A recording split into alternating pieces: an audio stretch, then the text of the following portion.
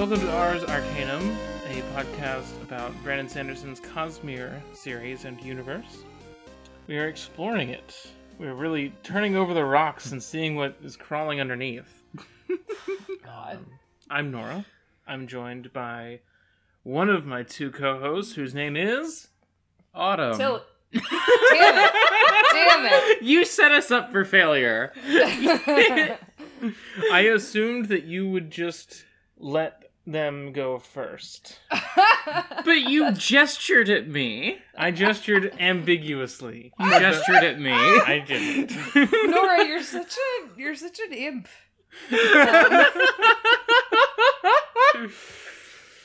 On the one microphone, we've got Autumn. Hi. And on the other one, we've got Tilly. Hi there. As mentioned before, I'm Nora. What do we do on this? Well, we talked about Cosmere, but, do we have a... I I don't know. mean, in the past, we've, talked about other stuff that we've been reading at the top of the episode. I was trying to set Nora up to segue us into that, and then she didn't take the bait. Yeah, no. But here, let me fashion a harpoon out of bone and hook us in to talk about the books that we've been reading this month. God. Okay. Gideon the Ninth. Yeah, I forgot. I'm like a third of the way through Harrow the Ninth at the moment, so... So we did a whole big export about Gideon the Ninth, which is a book that everybody on the planet loves, and we like, I would say. Yeah, I listened to that export, and it did not really make me want to read Gideon the Ninth. The thing is that I had a good time reading it, but everything I have to say about it is negative. The experience of reading the writing of the author is fun and entertaining. Mm-hmm. The voice is very nice. The characters are fun to be around for the most part, when you can remember which one is which. I remember just fine. I don't know what your problem was. There are fewer and fewer of them as the book goes on. Yeah, that helped. God. Yeah, I mean, it was mostly that... To be honest, I think the primary thing that has me I don't really want to read Gideon the Ninth, as opposed to maybe I'll check it out, is that it seems very epic in its style. Mm-hmm. And Brandon is also kind of epic he's epic in a different way that I like, but you know what I'm talking about right now, and it's not the length of his books. I'm talking about, the sense of humor. Okay, yeah. And it's kind of... I think that I have about all that I can take of that sort of thing from Brandon, to some extent. I hadn't thought about, reading Gideon the Ninth in my brief hiatus from this podcast, so that, I did not have to read, Sarene doing epic owns on Hrathen, while also reading Gideon the Ninth, probably helped a lot. To be fair, Brandon doesn't put memes in his book. That's fair. But, that's the thing, though, is that, Brandon wouldn't directly put memes in his book, but, his characters, the way that they joke around with each other, is memey. Yeah. The thing from this week where Sarene's he engages in traitors conferences because he's bored. Mm-hmm. Yeah. Things, yeah. They sound like Sherlock. What's the guy who wrote Sherlock? Stephen Moffat. Yeah, that's the meanest thing you've ever said. But there's a lot of Moffat-esque writing in Elantris, especially. The thing that you trace back to Moffat, I trace back to Whedon, which is fair. Worse. That's fair. Yeah, I feel like this style of humor, this particular flavor of writing voice, I think there's a lot of different origins for it. Yeah. And it's definitely, I don't mean to imply that it's identical in Gideon the Ninth and in Elantris, clearly different books. But just yeah, man, a book with memes in it. They have it as a quote on the cover that there are memes in the book. Oh yeah, no, clearly that's a selling point. And that too is something about which I feel a little tired. Because there are two main selling points of the book: that there's memes and that there's lesbian necromancers. And like another big thing with my enjoyment of the book, and once again, I like the book. I just only have negative things to say about it. Go off. But people make it real easy. People do make it real easy. I am not a lesbian. I am, like, in fact, often feel alienated from, like, lesbianism as a culture. In a way that, like, look, there's lesbians in it, is, like, okay, neat. You know, for me. But more specifically, we were complaining that that's all people say about the book. Yes. Is that it's lesbian necromancers in space. That's on the cover of the first one. That sounds like it's a really good description of what a book is doing, but it is actually very, very little information. Yeah. That was the thing, was that, like, when the book was kind of a Hunger Games, kind of a murder mystery, kind of a bunch of other things, that was when I had started to realize, man, I wish they had told me, like, what the plot was, instead of just lesbian necromancers in space, you know?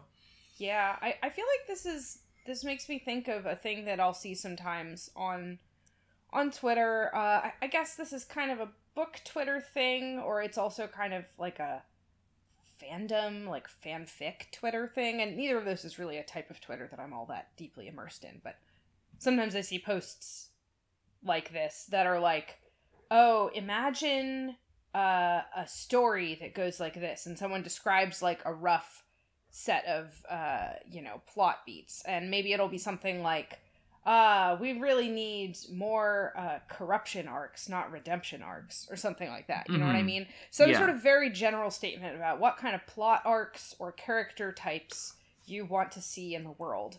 And very often that type of post's idea of, like, what is a kind of story is very different from my idea of what a kind of story is. You know? Yes.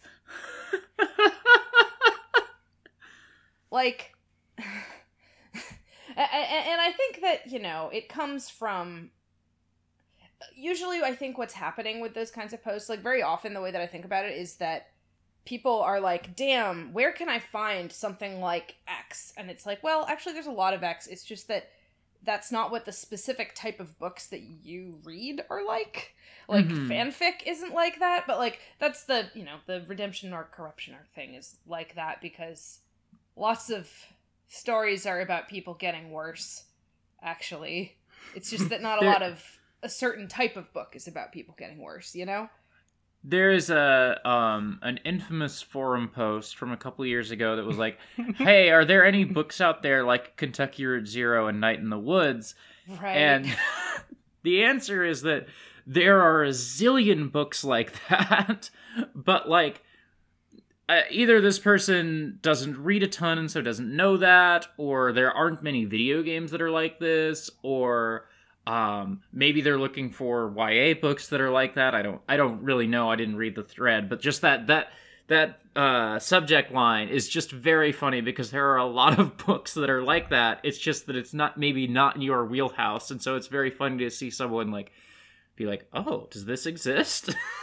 Yeah, and like I think that that sort of whole constellation of understanding like what you're gonna sell a book on is part of, like, I think that's the culture that the phrase lesbian necromancers in space appeals to, kind of. Yeah. It reminds me of that fake Storm Pilot book that like Del Rey was publishing, that, like, that the big pitch on it was just a list of tropes.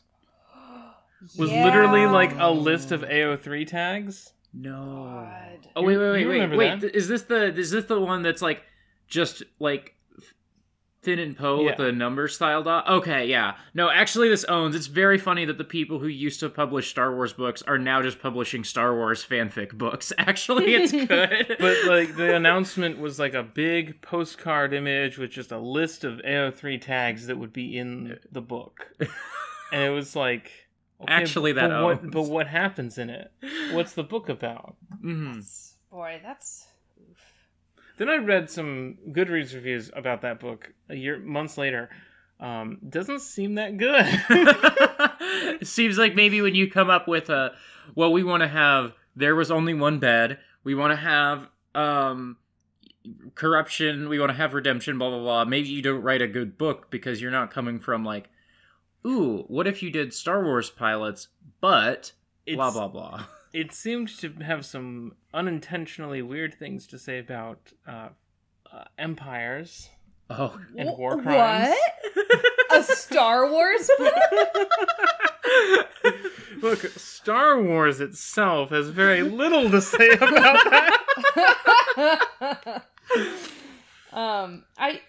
I do feel the need to like, I guess, stick up for like fanfic culture a little bit, because like it is a culture I think that gets kind of shit on in a misogynist way a lot. Oh yeah. The thing that is like sad to me is to see this very specific and in some ways very limited approach to literature being kind of turned into a very clear marketing tool. But I don't necessarily think, even though I think that there is something that's a little like limited about approaching the idea of fiction as like a list of tropes you want to see fulfilled, I also don't think there's necessarily anything wrong with being like, damn, you know what would be a really nice comfort read right now? A story about like a couple people getting snowed in together and like they have to share a bed. I think that would like be really fun to read, because like that's what romance novels have always been. Right. And there's always been literature that fulfills like kind of tropey wish fulfillment interests, and I don't think that's a bad thing. I just think it is Maybe sad if you go. It's sad if that's how you want all literature to work, I think. Yeah. Well, and it's also, I think, like, when you get into the cross-section of, like, I want this comfort food, like, I want to read a book that has this trope that I like, because that's just, like, comforting. When that intersects with, this book is the representation, because lesbians are in it, that just makes everything kind of weird and fraught. Yes. I think, I mean, you're literally, like, marketing the book based on, like, are you a lesbian? You should read this book then, you know? And it's just, like, gross. Yeah. It's just gross. I totally agree that shit is gross. And like, I think that, you know, I think the idea that sort of, like, comfort food reading and representation are, like, two things that always go together is, like, very weird, actually. Yeah. Like, I understand some logic of it where it's like, yeah, if I want to be comforted, I would also like to be reading something where, like, I can imagine myself in the story. And so if it's a totally, like, cishet world, then yeah, that kind of sucks from that perspective. But, like, on the other hand, you know, that's how I want to, like, see my life as a queer person represented, is, like, purely through comfort food. Like, that's not what my life is. There are other things that are part of queer experience. Right. Without getting, I don't want to get too far afield, but then I had another thought bouncing off of that, which was just that, like, reading Salem's Lot maybe last month, maybe 2 months ago, was so interesting because, like, that is, like, sort of my comfort food thing of, like, vampires and rural America, and, like, small towns with dark secrets. And it is also the most homophobic book I've ever read in my life. Yeah. And for the most part, in a way that was almost funny to me. There was a couple scenes that really crossed the line, but it was interesting that, like, oh, my comfort food book also involves a lot of actual, like, homophobia, like the gays are going to kidnap and kill your children, you know, like, it's just it was a very interesting experience. I think that, like, honestly, you know, this is not how everyone experiences, like, comfort fiction, but that is often how it is for me as well, is that, like, it's because something is comforting in some other way that I don't feel bothered by the ways in which it is, you know, homophobic or misogynist, which isn't to say, like, oh yeah, I just get to write all those things off. It's my right to say that they don't matter because I like the book. Like, that's not what I mean. But more just, like, they don't get to me in a personal way because I'm having so much schlocky fun with something else that's a part of this story, you know? Right. More often than feeling like, oh, well, I need it to be non-cruel in this way in order for me to feel comfortable. Which I think is how some people feel, and I think that's legitimate, you know? Mm-hmm. But it's just not how I experience fiction. Is Moby Dick a corruption arc? So the answer to that depends on the ending of the story, right? And I don't totally know the ending of the story of Moby Dick, but I also kind of know the ending of the story of Moby Dick because it's culturally ubiquitous to some extent. So I have kind of gathered that probably Ishmael is the only survivor. Like, the Pequod is gonna wreck. Which I think makes it overall a tragedy. So I think it is a story about, like, people being doomed by their own actions and, like, becoming, like, worse over time in some sense. So my answer is maybe yes. But also, God, what a stupid question. Well, I'm just gonna type "God, what a stupid question" in the chat so I can remember what a good title is. All I know is that it's a prequel to Disney's Pinocchio. Oh my God. That's Monstro. Fuck off. Sora's gonna be in there someday. Oh my God. Sora going to the Moby Dick world and, like, hanging out with Ishmael. Ishmael, perhaps the only character in fiction more obliviously gay than Sora. Sora voice sperm.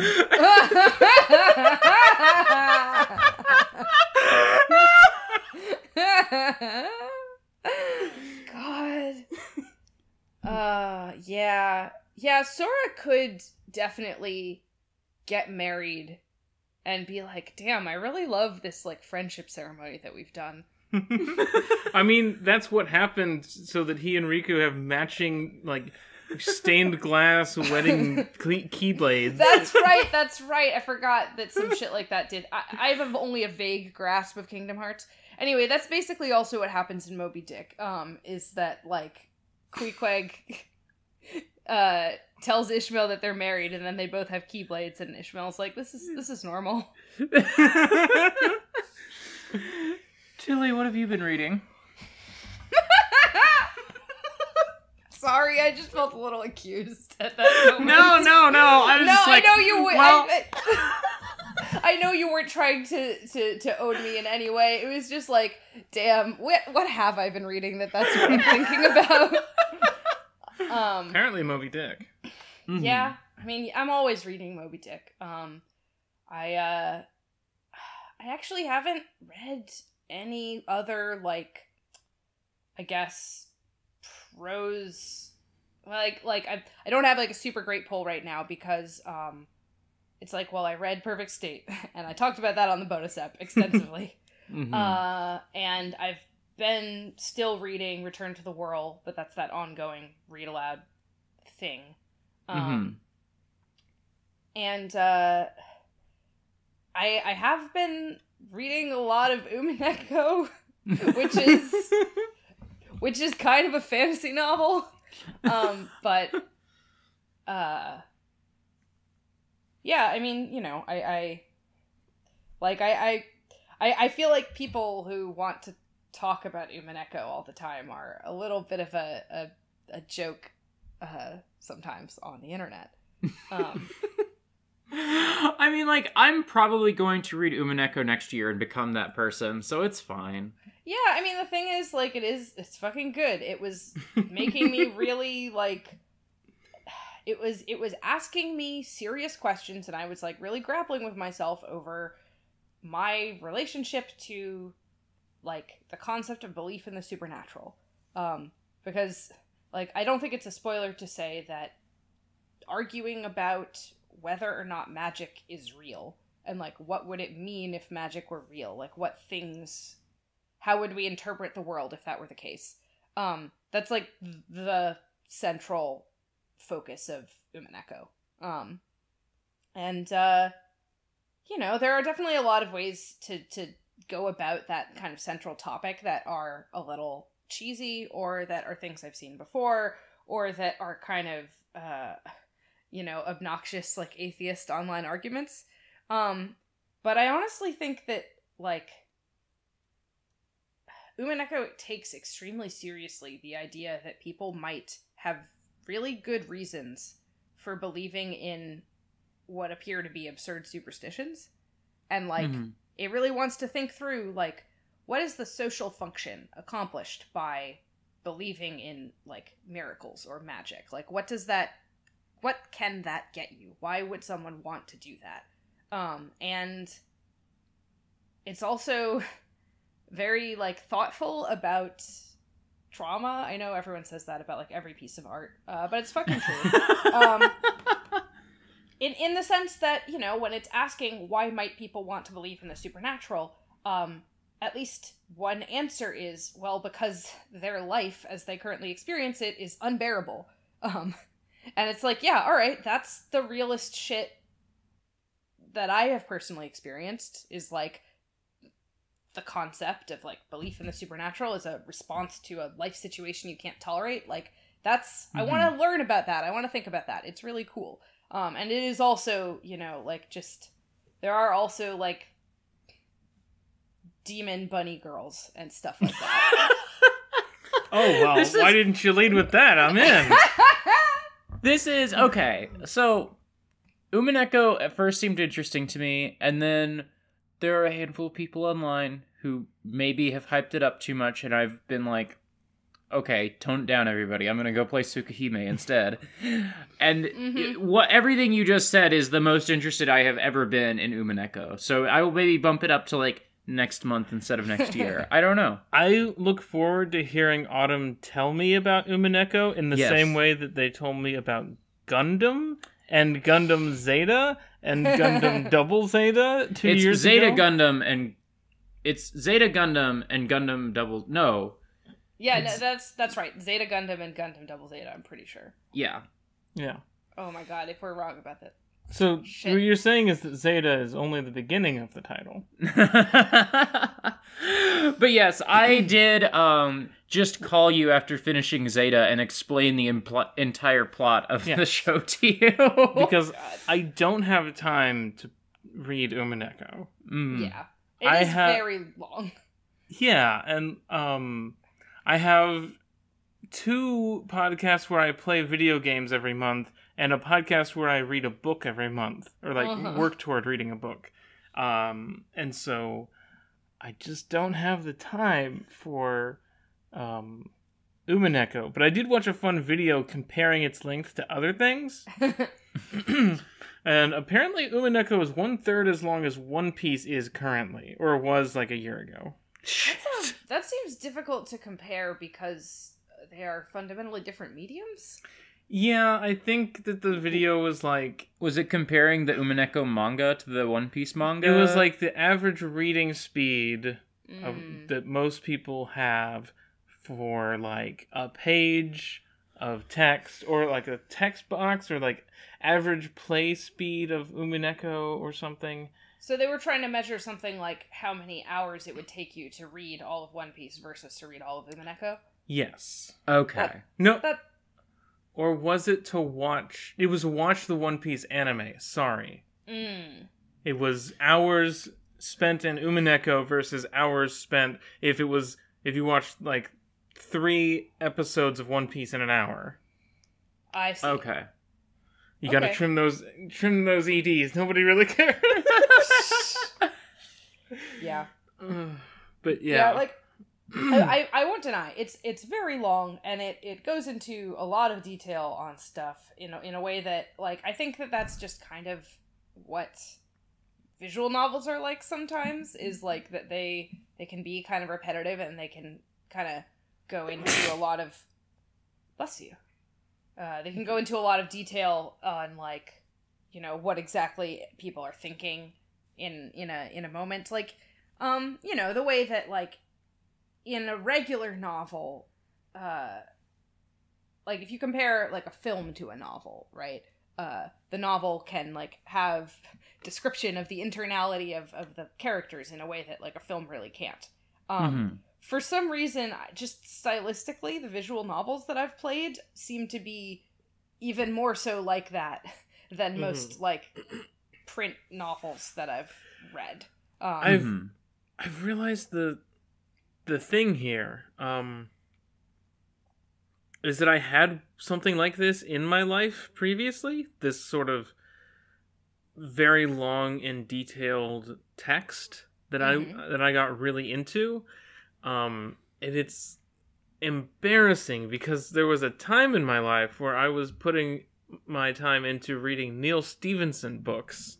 Oh, yeah. No, those definitely have a similar vibe, to be honest. Like, because I also read a lot of Neil Stephenson books. I remember some very, one thing that Neil Stephenson's work has in common with Umineko is like that there is a sense of like accelerating twists at a certain point, right? That definitely happens in Umineko as well. It's like, oh my god, the like arguments between Beatrice and Battler are going back and forth, and you think one of them is totally losing, but then like all of a sudden it changes. And yeah, that like very long text that has like, oh, today I'm going to learn about flight patterns, or like how air traffic control works. Yeah. Because it's a huge plot point in Reamd, how planes work. Yeah, lots of details that are not actually extraneous because the story is written in such a way that you need all this stuff. Yeah, I was just realizing that there was a point in my life where an Umineko would have hit me. And I'm no longer at that point, so we'll see. But I respect everyone who is living their Umineko best lives. Umineko respecter, Nora Blake. That's me. I'm cheering you on from the sidelines and muting the word Umineko on Twitter.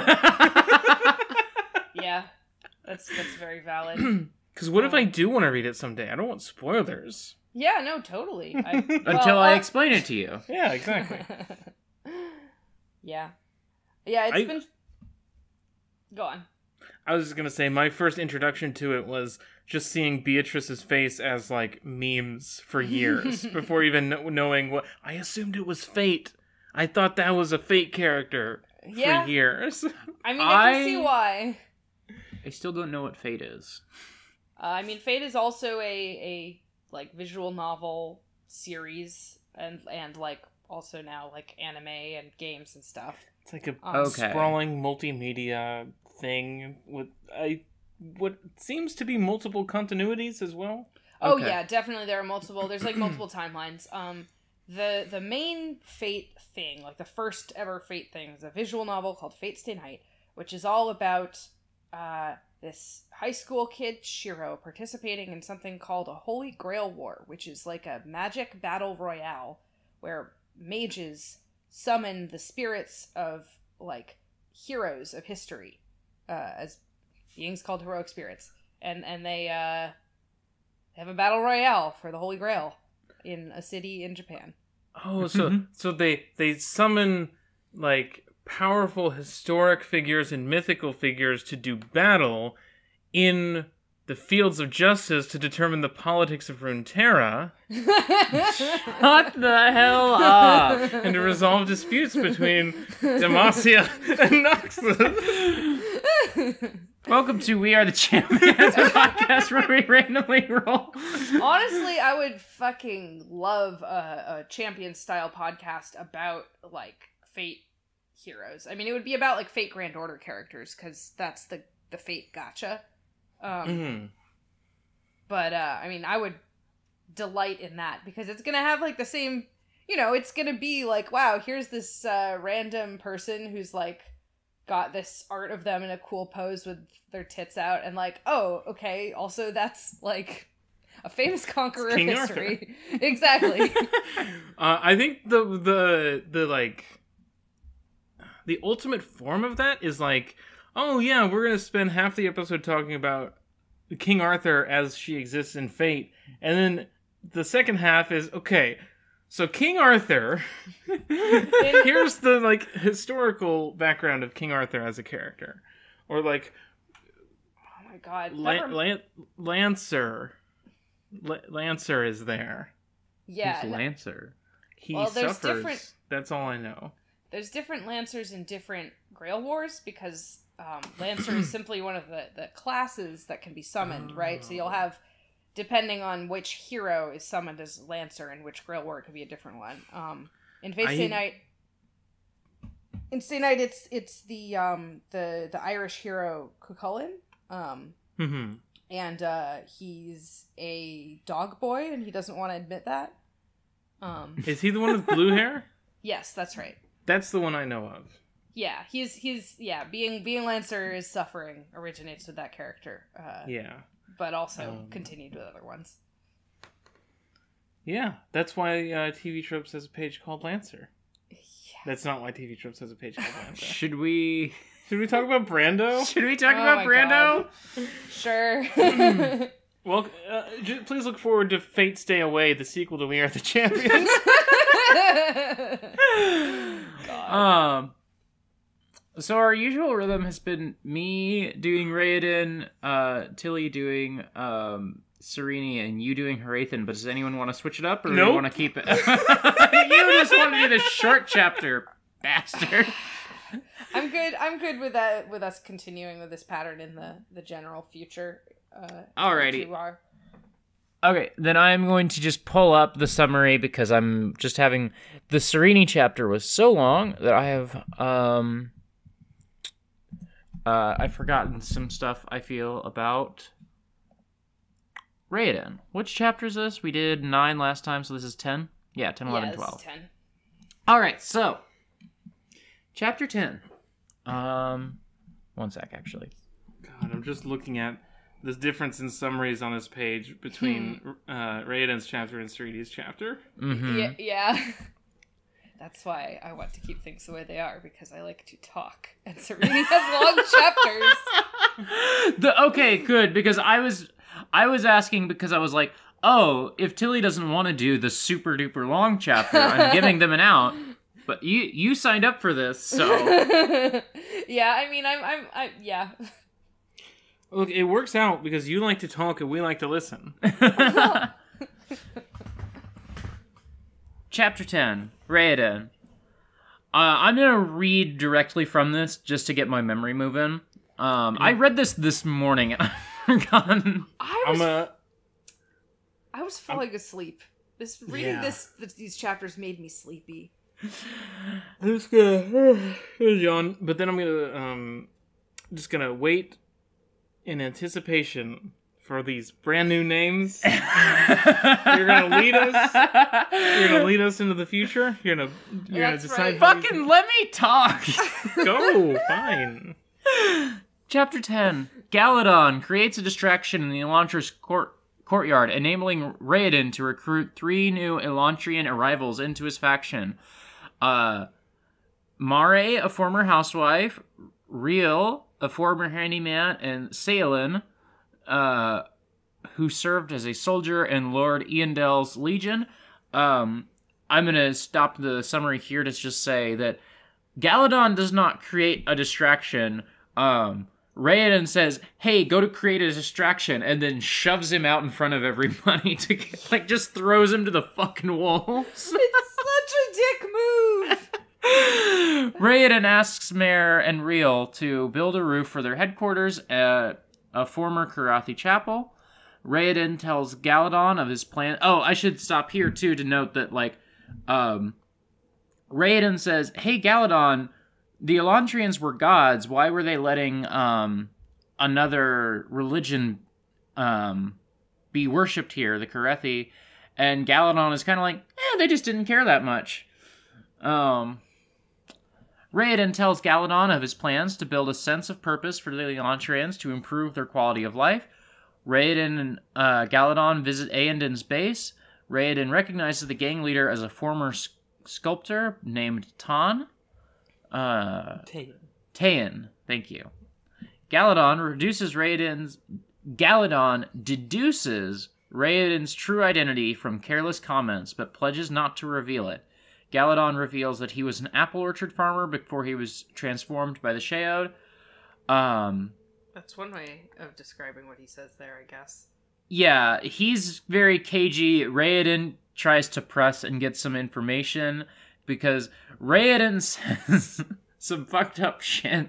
I've only got 2 sentences left on the wiki summary, so we'll do these 2 sentences and then we'll get into Raoden saying some fucked up shit. Raoden inquires why they don't see any children in Elantris, and Galadon replies that Elantris is too harsh a place for children to survive long. And Raoden encounters Ian, who reflexively... Ian, his Sion... Sion? Sion. Raoden encounters Ian, who reflexively reacts to Raoden's raised hand by approaching him, but the Sion shows no signs of recognizing its former master. So, yeah, we have some... we got some fucked up shit that Raoden said, or we can start from the start. Which would you prefer? I don't know that I have much to say about this whole distraction and recruiting thing going on. Yeah, it kind of feels like, to me, it just sort of is a little, like, I don't know, like, it doesn't feel to me like there's any reason in the narrative why Raoden is not, like, being more straightforward with his plans to Galadon. Like, the tension of it just being like, no, just go, and like we don't know what Raoden is trying to do, and it transpires that he's trying to like recruit these people into like a group. And like, that's interesting. I'm interested that he's trying to recruit people into a group, but it somehow feels as though us not knowing that that's what he's doing at first is like trying to build some kind of sense of drama, and it just doesn't really land for me, I guess. Nora said something earlier today that I thought was smart, which was that this might work in like a movie or a TV show, but in a book where we're supposed to just have access to like Raoden's internality, it's just weird that he's not ever thinking what his plans are.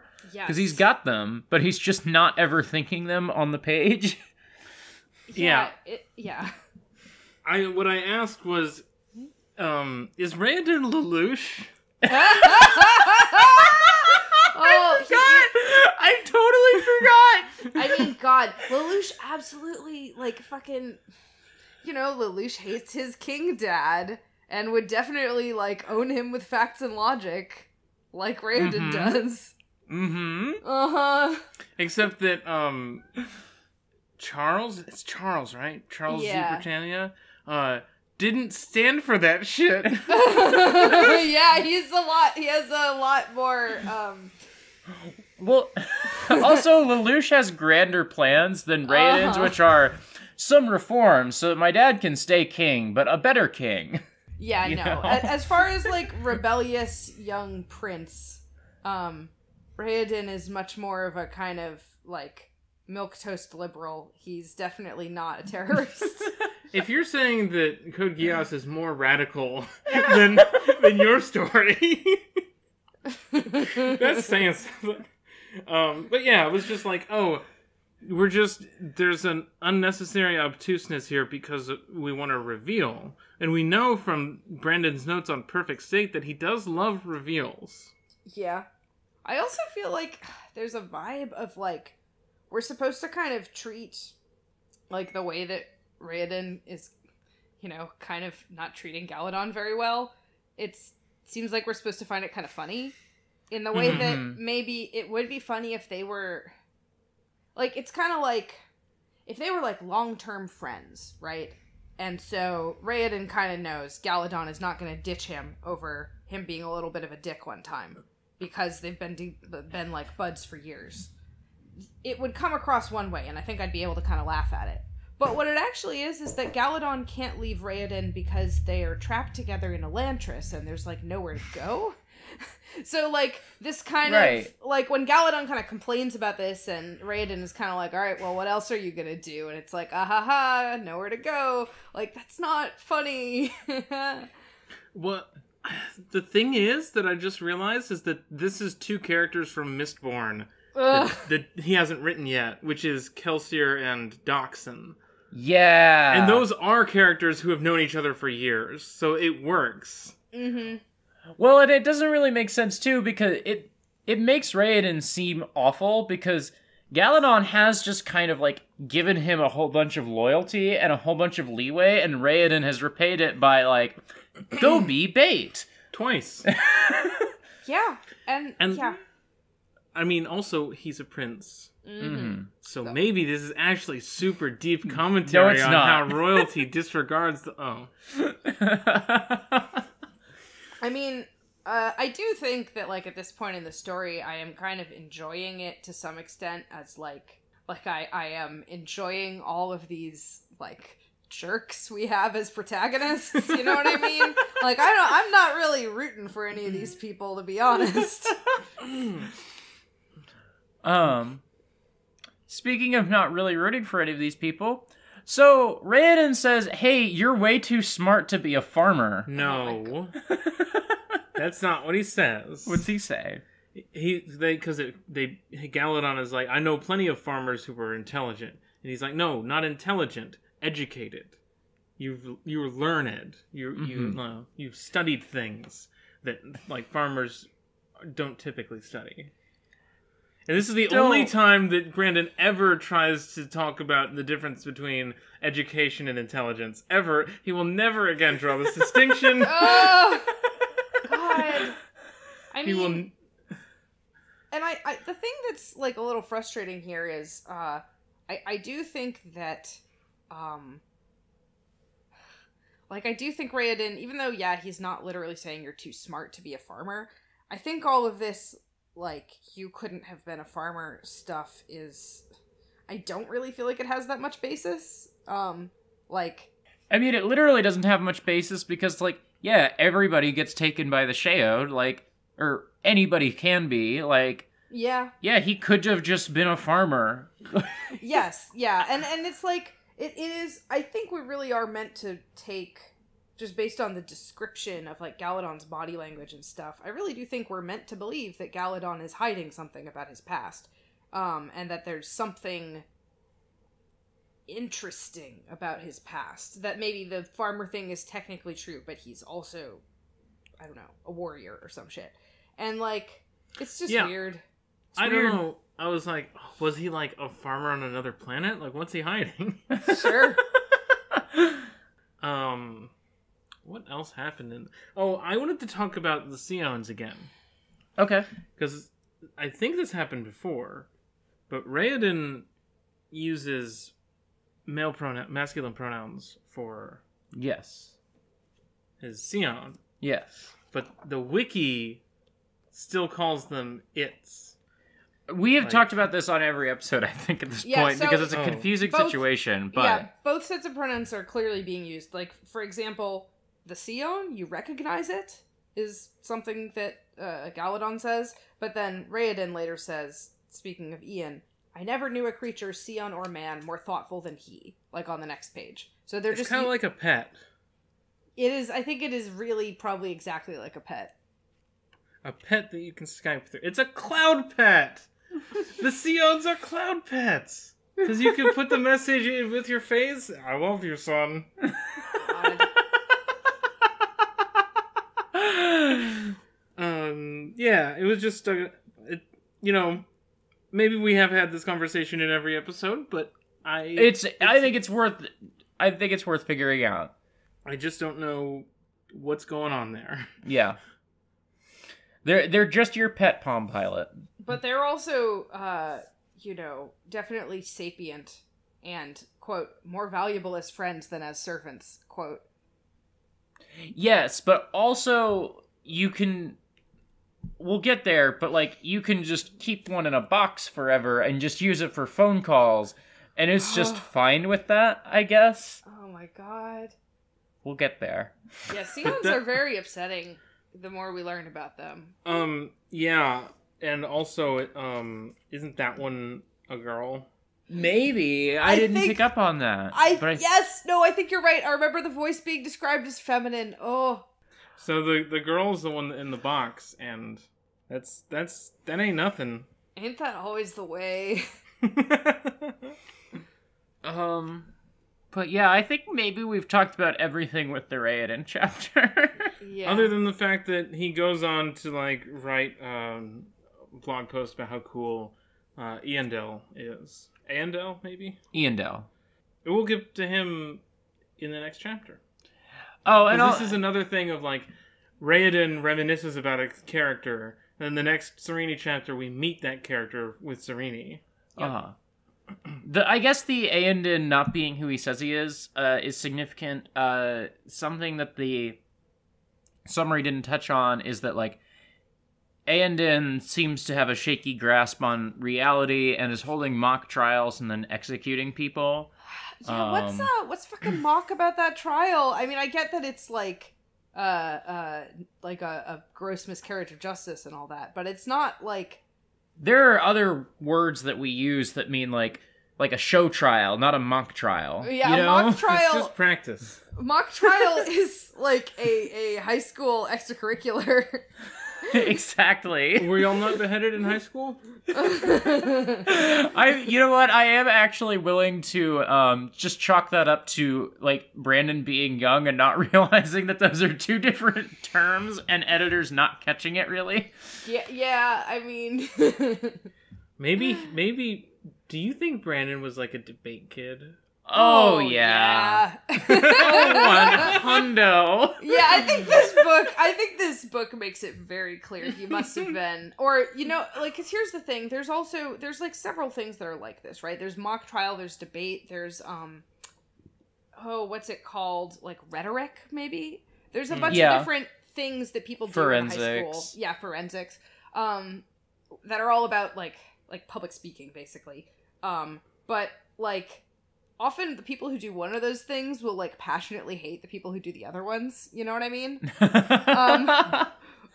Or feel that they're doing it wrong just because of the subtle differences between these high school things. Yeah.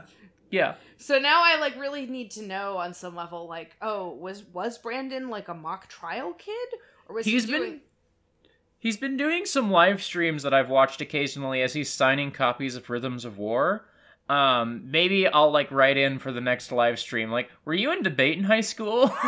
Yeah, what was your favorite extracurriculars? Because you know that guy has I just find it, perhaps this is ridiculous projection, but in my mind, Brandon Sanderson was involved in a lot of extracurriculars in high school. He probably had a very nice looking college application. Yeah. And fencing was one of them. Oh god. That was the only athletic thing that he did. Oh my god. I went to a high school which I think probably the best way to get across its vibe. My high school was a private school with about 150 students, and the two most popular sports in terms of just percentage of the student body that played them were first soccer and then fencing. Okay. So I can't believe you went to the Utena High School. I did. I fucking did. It was really weird. Everyone was really rich and evil. That's not true. That's not actually true. I'm actually still good friends with at least one person from high school who's not evil. I feel the need to say that because she is actually one of the people who introduced me to Utena. So I would feel really terrible saying that she's basically an Utena character in that sense. The high school that I would have gone to if I hadn't been homeschooled, no, sorry, it was the high school that most of the people at my church went to when I was in high school. I get those confused because I didn't go to either of them, so they're the same place to me. They were really into lacrosse. That was the big one. Yeah, lacrosse had started maybe 3 years before, at my high school had started 3 years before I started there, and so, there was a big push of oh, you play football? why not play lacrosse in the off season or something? And like trying to get a lot of students into lacrosse so that they could keep making lacrosse money, I guess. No fucking clue what lacrosse is. I know that you have a little basket. You got a little basket on a stick. I don't really scoop. know what you do with it. I assume there's a ball that you scoop up and toss. And Yeah. I don't know how you score. That's the main thing. I don't have the strongest sense of lacrosse either. I don't think anyone in my high school played lacrosse. I do remember people who played lacrosse in college, and they were, oh my god, they were real bad. I do want to try lacrosse. Everyone's always talking about how it's not very flavorful, but I want to give it a shot. Shut up. I've literally, I've got a LaCroix sparkling water with me right now. I think they're pretty good.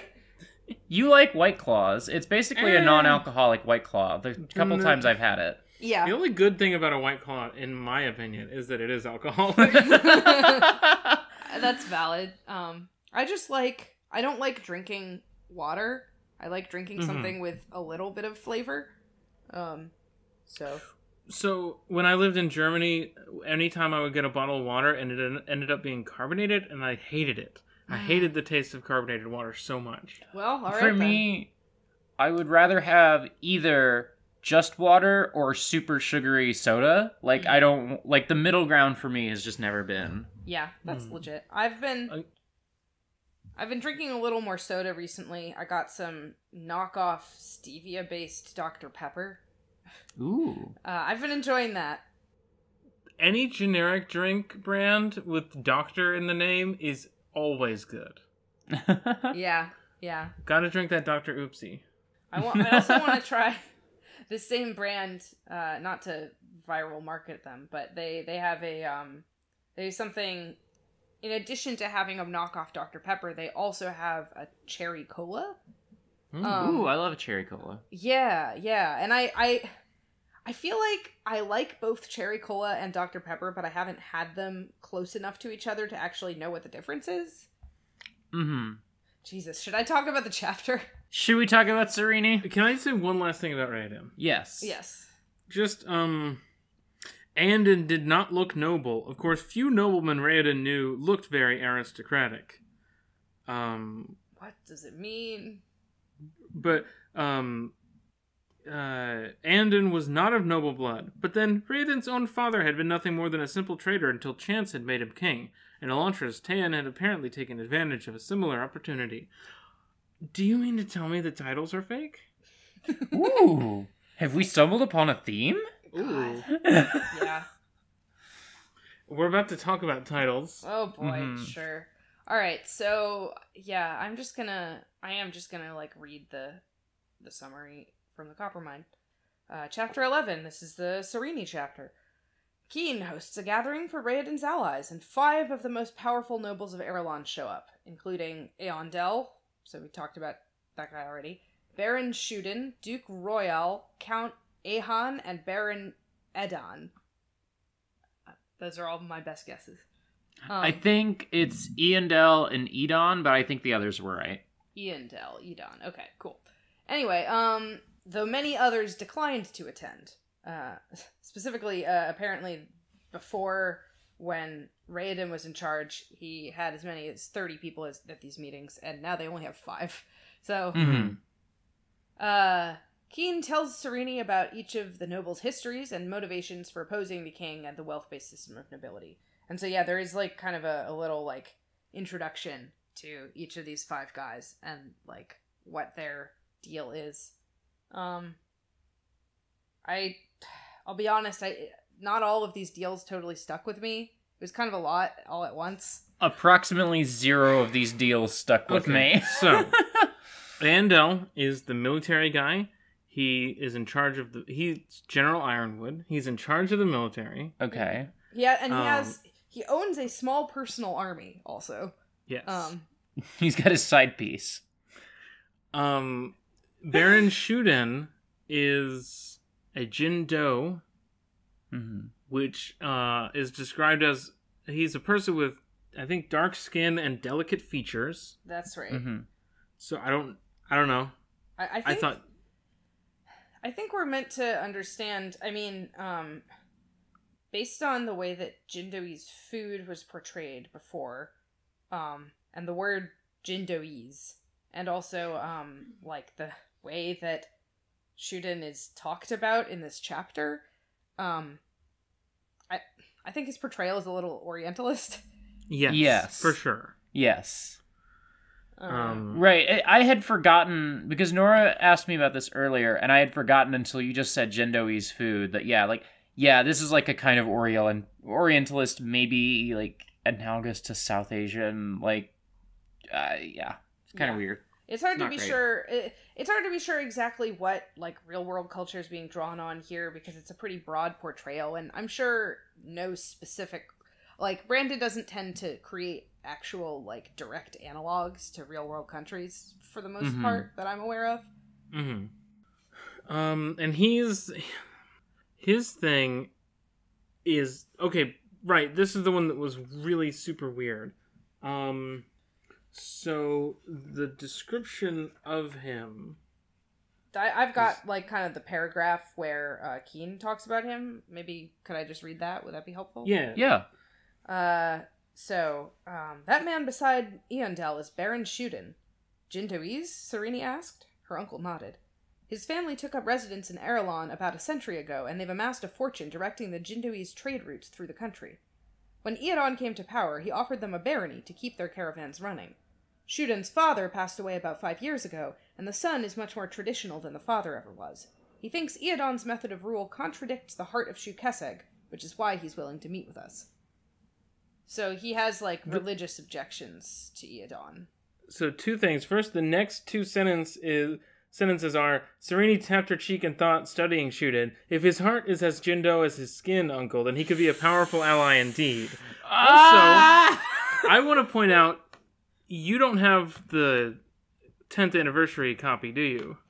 Oh, no, that's right. I do have, like, probably the older copy. So is that paragraph different in your version? It is, because Brandon got an editor who says, change the word Jindoese.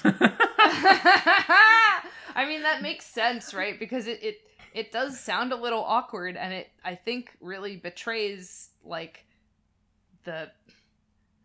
it makes you think about, like, oh, what are the nationalities in the real world that end in that sound, you know? Like, it... Yeah. So it just uses Jindo as an adjective in the updated version. Yeah. That makes sense. I guess that's an improvement.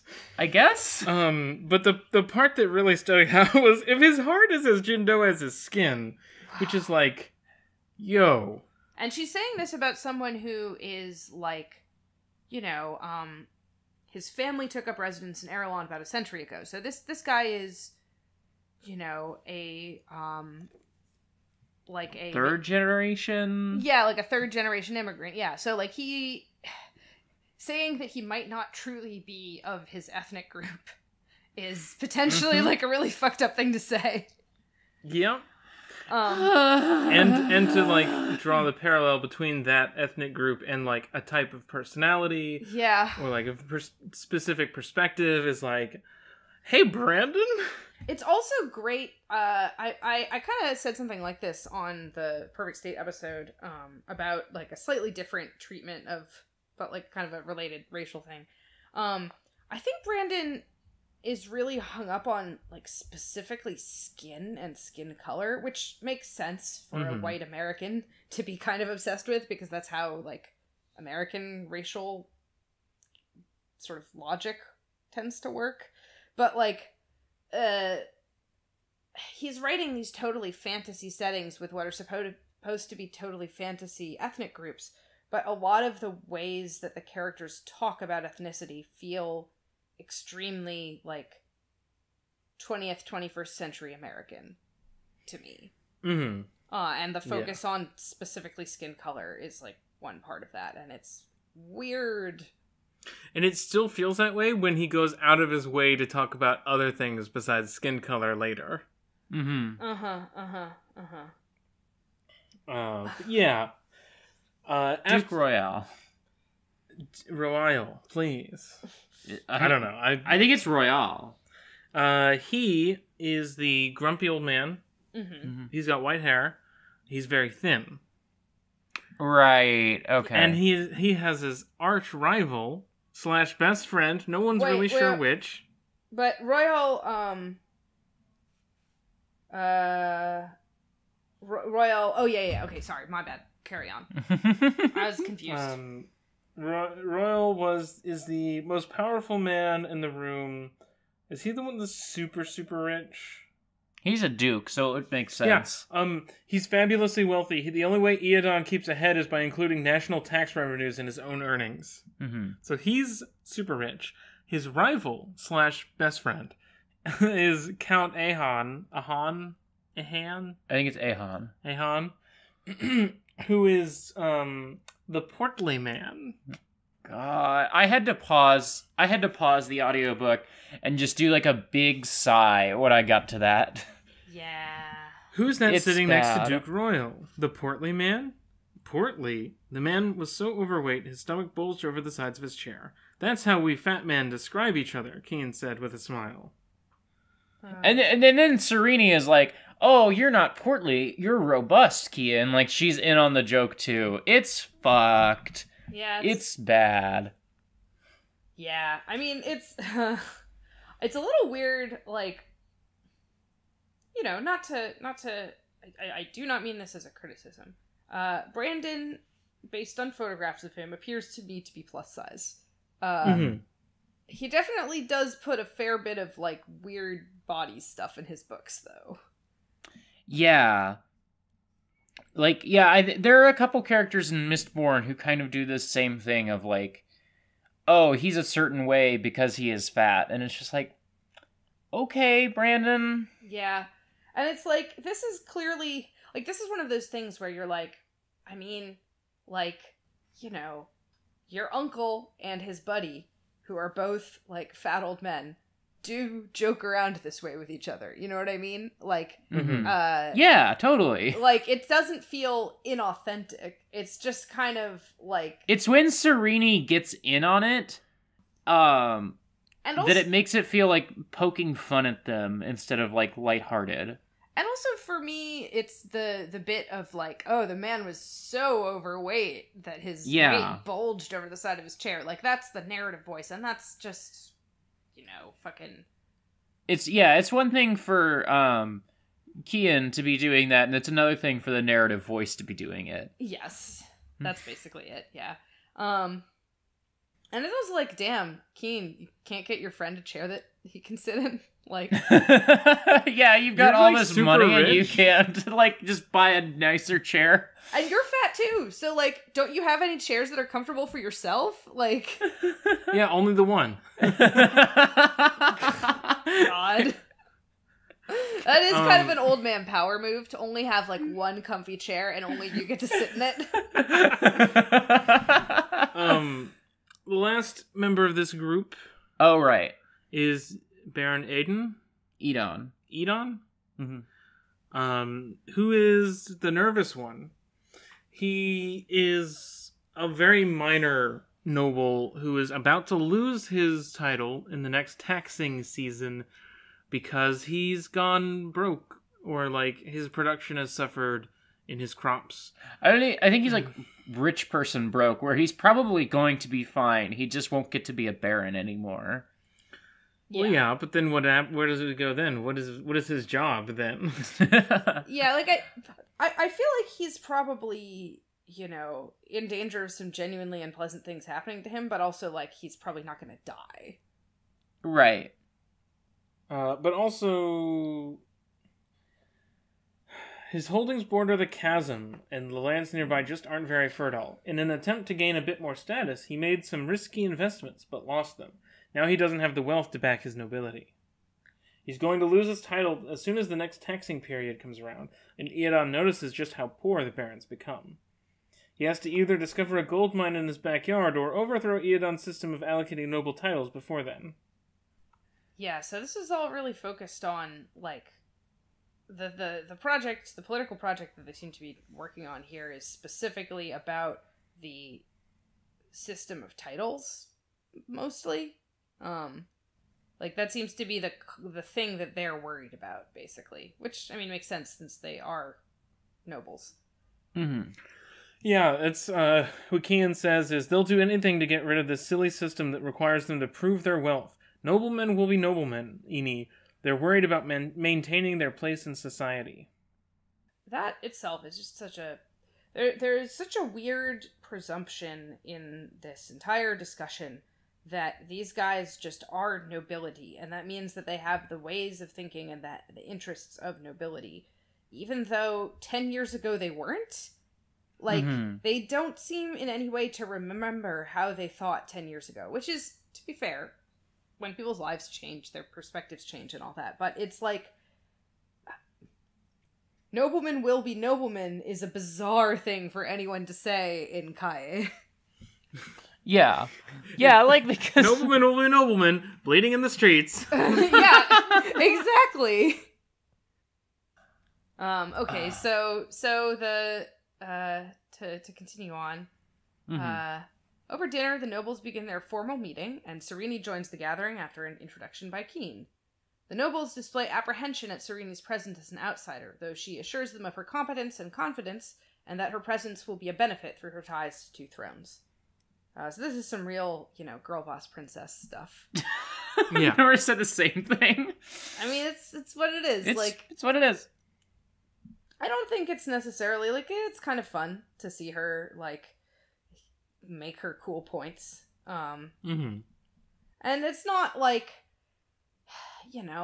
to be charitable, this could be more boring in that, yes, they are sexist about this, but they're also just, suspicious of someone who's never been at these political meetings before, It's not totally nonsense that they are suspicious of her, and it also doesn't feel totally nonsense to me that she's able to reassure them, It's also the first time that she hasn't completely owned someone. There's a little bit of back and forth. There's some uncertainty of whether or not she's gonna win the duel, or whatever, which was not the case with Hrathen or the king. This is the first time she's actually been unsure of whether or not her Twitter owns are going to pan out. Yeah. I also, this is this section when they're kind of arguing over whether they're going to let her basically be at this meeting or not.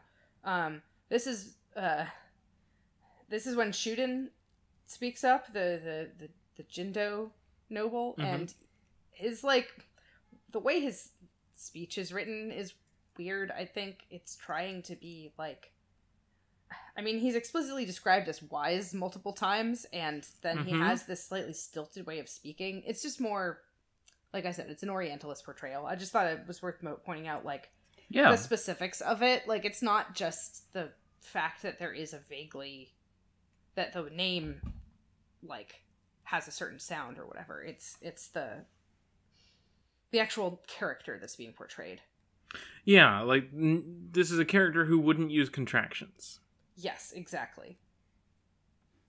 Also, just the way he speaks. His words were very soft, but still distinct. It's just this really specific portrayal of a certain vibe. And he also is kind of the one who sticks up for Sarene a little bit. He's because he points out she almost was queen. Basically, if Raoden was alive, she would obviously be at these meetings. So, maybe we should listen to her. So he's making a point that is sympathetic, I guess. Yeah. There's also some stuff in here of not even the queen herself is that empty-headed. Referring to when they realize that Sarene has been faking being dumb. And they had to sneak in a little dig against the queen while they're doing that. Oh yeah. Just gotta. Brandon, why are you like this? I just to lighten the mood ever so slightly, I tweeted, I think halfway through this, it's weird that Mistborn is so good, given that I hate this book. Yeah.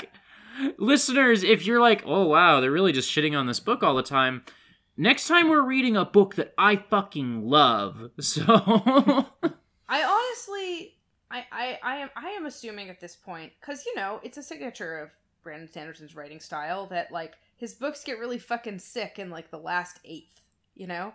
yeah, So that's true. That's true. Maybe this is just, maybe everyone was just blown away when he did that for the first time, and they forgave a lot of bullshit. And then in Mistborn, he, like, had, I don't know, like, a real good editor for the first time who was like, hey, buddy, you did do a really good job with that ending, but how about the rest of the book, huh? Like, I don't know much about Elantris, but I know that in every Mistborn book, he mentions, like, his beta readers and stuff, and I also wonder, like, did he just have more people helping him on that one? Mm-hmm. Totally. I mean, like, look, on some level, I can't, you know, be unhappy that Elantris did get picked up, because if it hadn't, maybe the rest of his career would not have kicked off, and we wouldn't have these other books that I like much better, but... We would be doing some other podcast. Yeah. We'd be talking about Fate Stay Night. We'd be doing our Loch Lamora podcast. God. I haven't read those books. No. They seem good. I thought you were talking about the Rothfuss books. No. And I was like, oh. Heavens no, we're not talking about those. Someone at work recently was like, I know you really like those Sanderson books. Have you read these Patrick Rothfuss books? I was like, oh, you know what? They're on my list. They look really good, but I just haven't gotten to them. Well, one of them does look really good because it has, in the bookstore, the edges of the pages are all red. That's neat. Mm-hmm. Yeah, That's all I can say about Patrick Rothfuss. I read those books. It's true, they're not very good. This is just the episode of me admitting, like, dude fiction that I've read, huh? Because, like, Stevenson and Rothfuss. I've just had throughout my life a certain thirst for the dudes rock lifestyle. And I think Among Us. Yeah, and I think I've been satisfying it through, you know, like, kind of bad SFF fiction. Anyway, dinner. Right, so yeah. You know, and of course Keen is like cooking dinner and is like roasting a whole pig, and there's lots of fucking banter about him cooking, like there always is. Mm-hmm. And Sarene learns of a traditional ritual called the Widow's Trial, which is performed by newly widowed Aeroline ladies and involves charitable work. There's kind of a, like, I don't know, I guess it's kind of suggested that, like, maybe she should do this, but, like, maybe she doesn't have to. It's not clear if it's a ritual that she really needs to do or not. Eondel brings it up, and then Keen is like, oh, come on, you don't expect her to do one of these, do you really? We don't really learn much about it. It's weird that we don't learn much about it. It's a weird thing, because they talk around it a lot, and she's like, what is it? And then they talk around it a lot, and then after they finish, she's like, damn, I realize now that I didn't actually get an answer to my question. I'll have to corner Keen later. It's like, did you just, like... Did an editor ask you to put that last line in to like, acknowledge the fact that the question wasn't answered? I thought for a second, like, I thought she was gonna have to do, like, combat or something. Like, it's so vague. Like, what? And what is the purpose for, like, vaguely alluding to a well-known cultural institution? And, like, I don't get it's this. It's also, one of the traditions that Iadon decided to hold over from the old days. So, like, did the Elantrians do this? I mean, he does say, that is what Ahan says. The Elantrians used to do something similar whenever one of their kind died.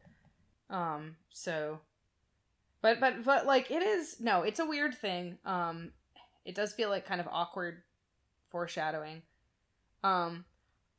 I will say that, like, I don't find the way that Sarene, like, isn't able to get a straight answer about it in the moment and only kind of fully realizes that later on. That makes a certain kind of sense to me, because I'm thinking about, like, the times when I was at dinner parties with a bunch of, like mm-hmm. uncles, and how, like, it can be kind of hard to, like, get everyone to tell you anything. Like, I think that's the vibe that is being meant to be given here, is like, oh, here's this teen girl, and, like, she's pretty spunky, but she's a little bit in over her head, and, like, there's some cultural customs that she doesn't really know anything about, and no one will really explain it to her.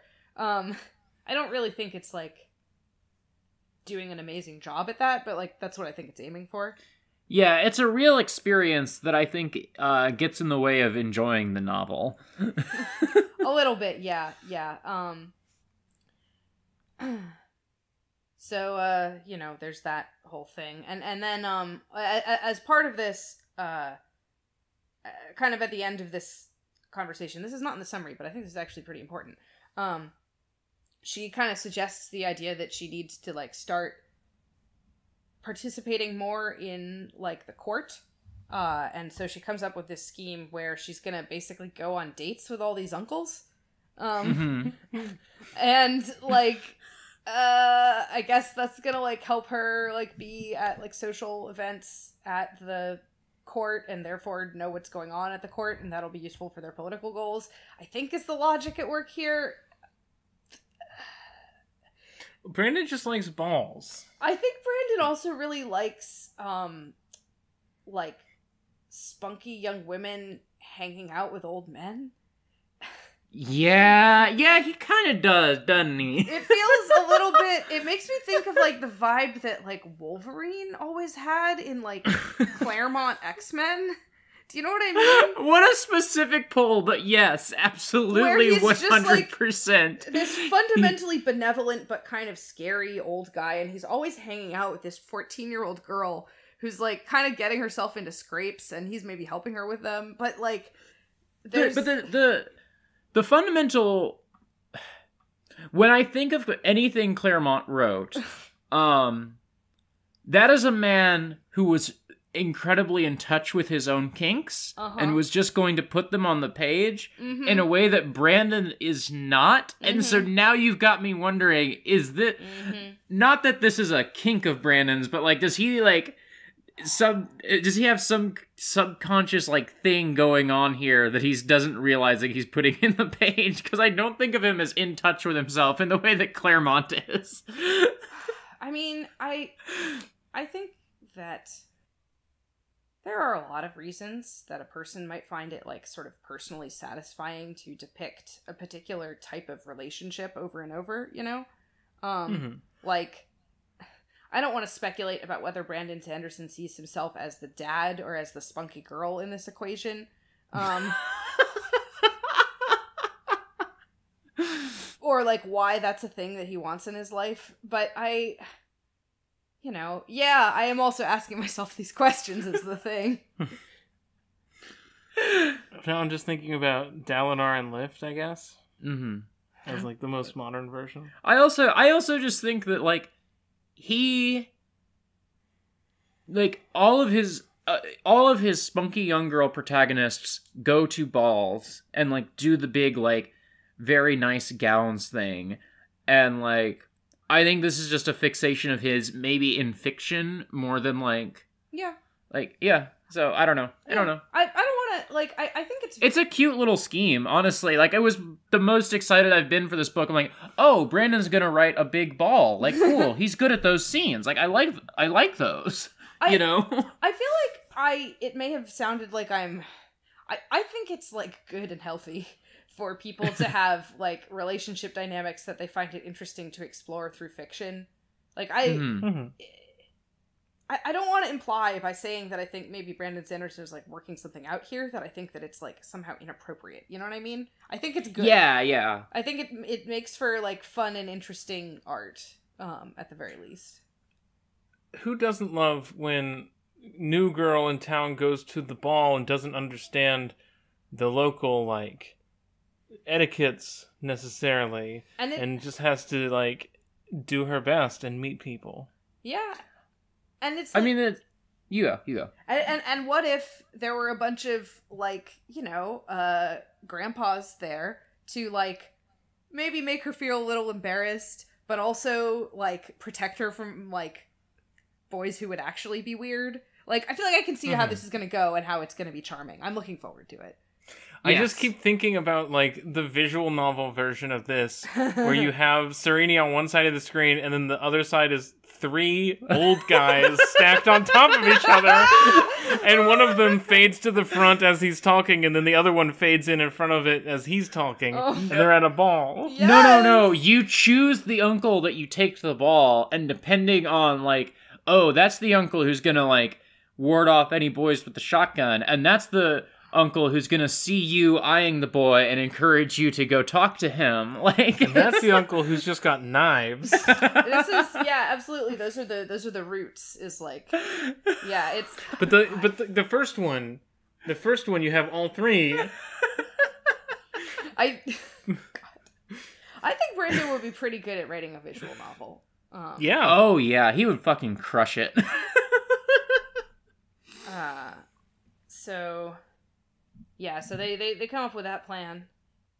And then they just sort of start talking about, like, what are they trying to do in general? Like, what are they gonna do to try to oppose the king, given that they can't do all the stuff that they were hoping to do with Raoden. And it does seem like they're all kind of, like, depressed about it. Like, I mean, you know, there used to be 30 guys and now there's only 5. So you can't really blame any of them for being pretty doubtful about what they will actually be able to accomplish. And they're also all in grief about their prince, who was also to them basically a god. Yeah, he was their special little boy and he's dead now. I guess we have to do a military coup now. Damn. Yeah, like they talk about the options that they discuss. They include recruiting a plurality of the nobility, using military force, and at Sarene's suggestion, which is ultimately accepted, freeing their farm workers to improve their morale and productivity and undermine Iadon's decrees. There's so much about labor in this. I had a hard time on some level parsing exactly what Sarene's proposal here was. Well, it's hard to tell because we don't know what the fuck the status of the laborers is right now. Like, what is she proposing freeing them from? And what to? Like, it seems like what this is doing is sort of a, the ultimate freedom is like a small business owner. Yes. So Sarene is, I mean, she is proposing kind of, like, land reform, I guess is one way of putting it.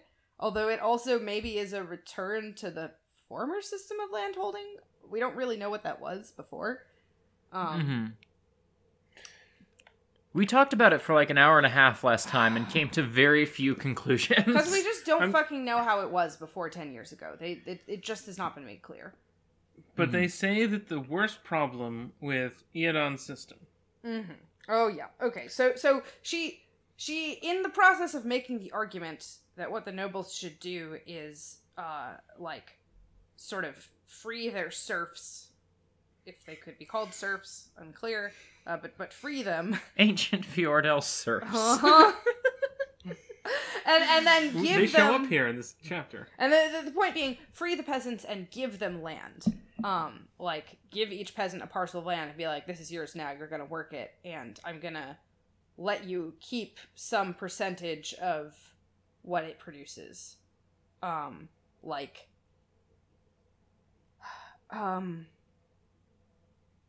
She's kind of proposing a sharecropping system, I think.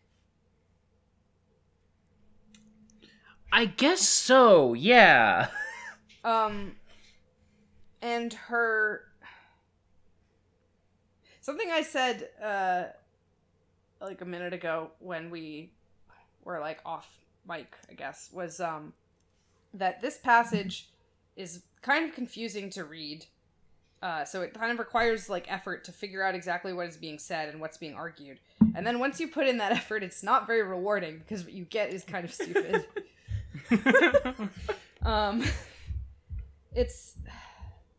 She is basically arguing that they should, like, it's not clear to me what their current way of allocating land to peasants to farm it is. But I think that the material changes that she's proposing from the current system are that the peasants should no longer be considered property, and that they should have the right to a small percentage of the proceeds of the land that they work. Such that, theoretically speaking, if they worked up the money, they could even buy that land and become independent farmers.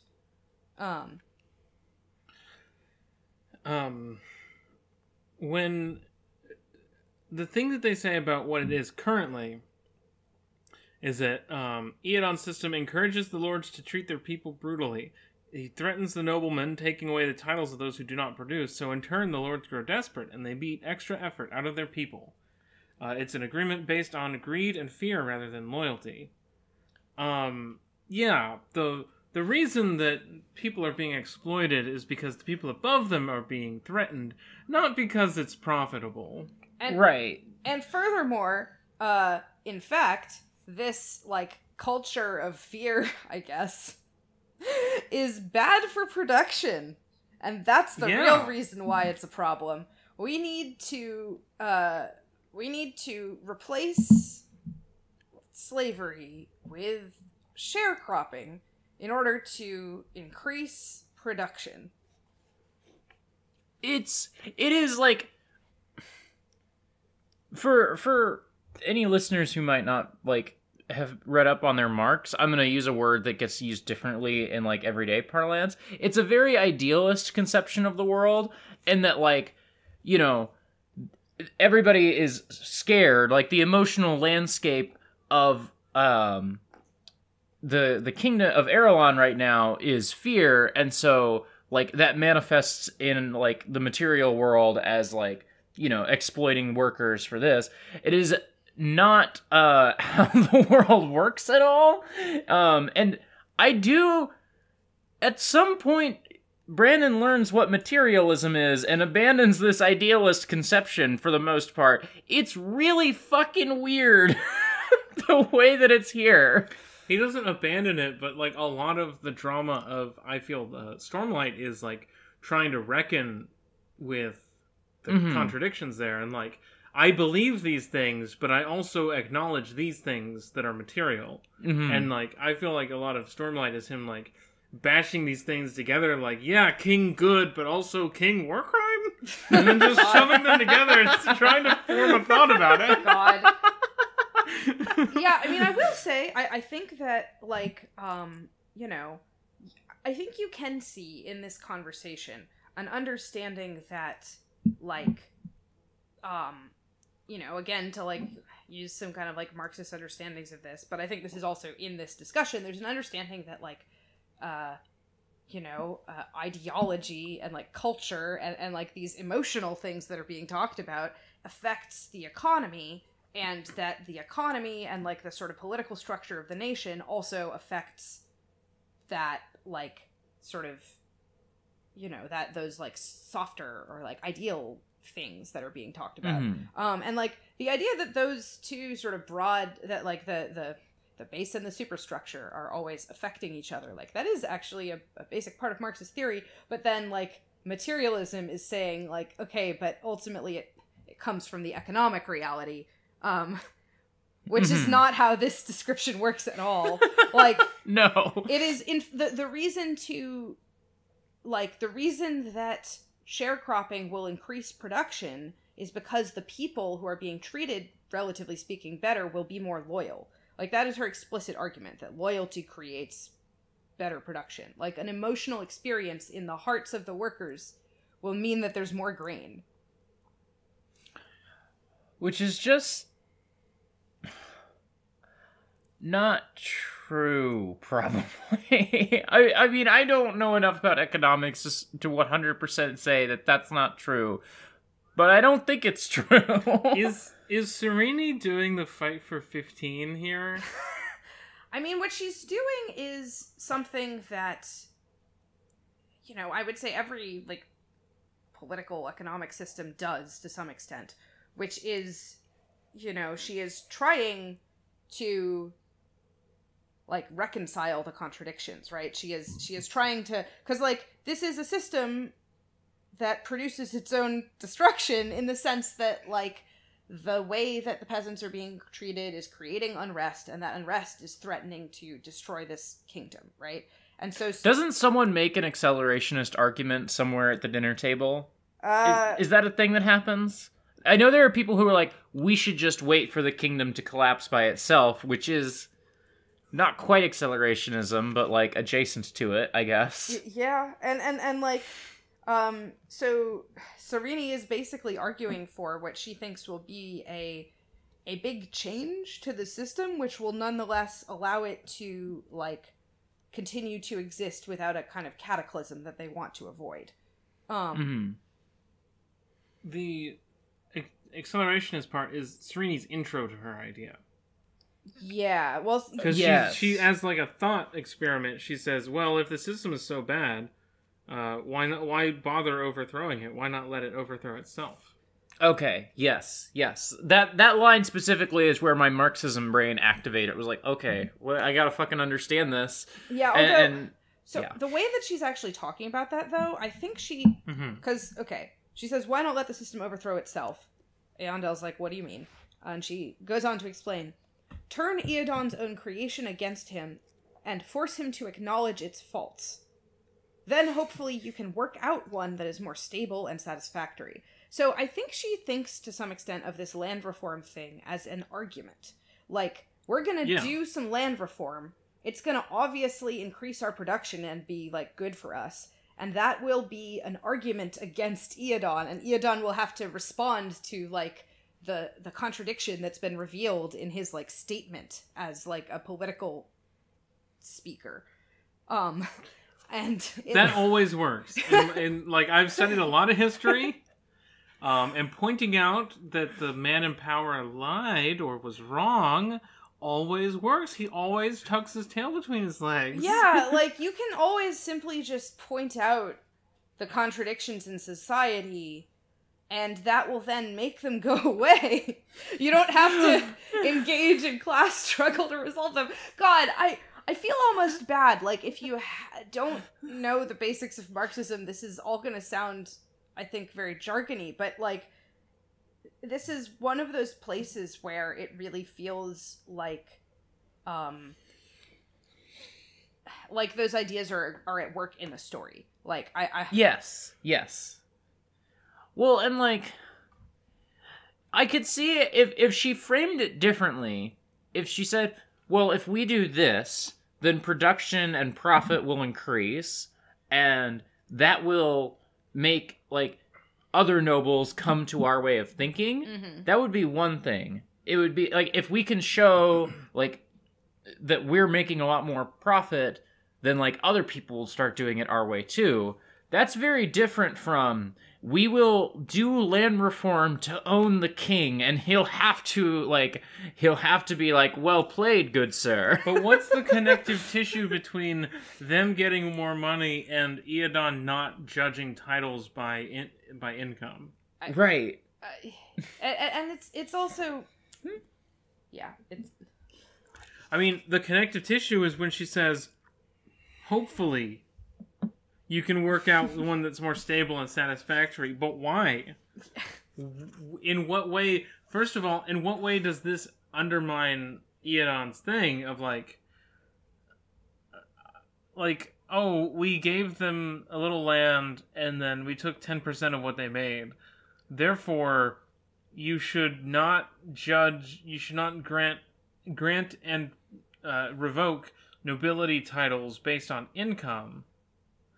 Because even the peasants can do good? Is this trying to say, like, well, look, you can't do a meritocracy because then anyone could be in charge? Like, is that where... I don't understand where this is going. Yeah. It feels like the part where this is supposed to somehow undermine Eodon gets kind of thrown aside in favor of the, well, it will increase production argument. And, like... It kind of ends up resolving on Royal is like, well, your evidence that doing this land reform will increase production is kind of flimsy. Like, things are really different before in the Riot. I'm not really sure you can, like, draw this line. And she's like, well, then let's try this experiment and get the evidence, and I'll show you that this will work. And it's like, okay, so now the discussion is about how we can maximize our profit. We're not actually talking anymore about our problems with the political system in this country. And like...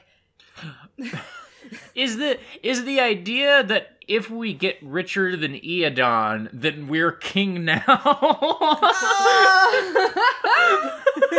Is that what the idea is? Because there is a way that this makes Sarene look like fucking evil. In that, is it the part where she says the saddest thing about Eodon's system is not what it does to the people, nor is it the fact that it destroys the morality of the country? No, most pitiful is the fact that it does both of these things without making noblemen any richer? Is that the part? Yeah, like, it's an extremely, like, almost sort of like Nancy Pelosi sort of thing of, like, we will placate the poors while we make as much money as we can, like... Yeah. What if I told you we could make the poors happier and exploit even more from them because they perceive themselves to have more freedom? God. Yeah, exactly. And I also want to point out, by the way, that I was saying, like, oh, this all winds up on, well, I'll show you, it'll increase production. But actually, her last word on this plan is, about its moral necessity. She's telling Lord Royal that he's gonna do her plan because he's a patriot, and he knows that this is what is right, and this will, like, make up for what he's done to this country. And what she means by that, I believe, because Royal is the one who's buddies with Eodon, right? So, at the very end, she's kind of bringing it back to, like, this is the just thing to do. But I don't think she's saying this is just to do because it is the right thing to do for the peasants. They deserve to not be owned anymore. She seems to be arguing that it's the right thing to do because it will somehow oppose Eodon? Because she's leaning on this thing that she hopes Royal feels guilty about? What you have done to this country? Which, I don't know, like... I don't know what moral appeal she's making here, actually. She's just making one. Well, she had to depend on her impression that his heart was good, and that in his long life he had seen and understood how far his country had fallen. The collapse of Elantris had been a catalyst, but the greed of the nobility had been the true destroyer of his once grand nation.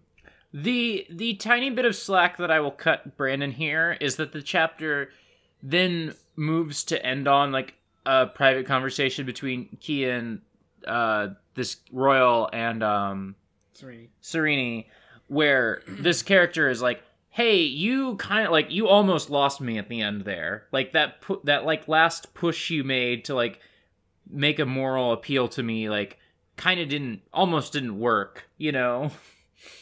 Yeah. But it's like, beneath everything else, I believe you are a patriot. You know what is right and this is it. Don't tell me you've never felt any guilt for what you have done to this country. Like, what, been a noble? Well, like, is she talking about the 10 years that he's been a noble? No, she's definitely not talking about that. She's definitely talking about helping Eodon to set up the current system. Because, I mean, Royal also acknowledges his guilt for that later. He says, you know, he's basically talking about why he feels that he and Keen couldn't take the leadership role that Raoden had. And he says, and me, they all know that I helped Eodon start this monstrosity that has slowly killed our country.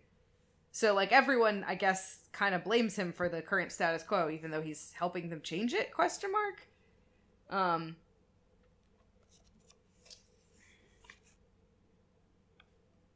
gonna grab my phone real quick. I'll be right back. Okay. Yeah, it's... They are all agreed that the current state of the nation is, like, really bad, and that, like, everything sucks. But it's not actually clear to me what's so bad about the current situation for them. Like, I mean, it is... We had that thing that outlined why each of them might have reasons to oppose the king, but, like, it's weird that they all agree that, like, this country is ruined, because they don't all have the same reasons for supporting this cause, actually. This, like, that vibe would feel more appropriate if they were like, hey, we've been fucking around, and suddenly, like, our whole country got a new religion in a month? What's going on? Like, nothing has happened that we know of, other than just, like, I guess, only one of them is, like, threatened by Iadon. Yeah. Yeah, it's really like, unclear to me what the sense of, like, degradation in Kai is supposed to be. Unless it's literally just, well, it was better when we had a bunch of immortal god kings ruling us, and it's like, well, that changing is not any of these people's fault. And also, I think I get it.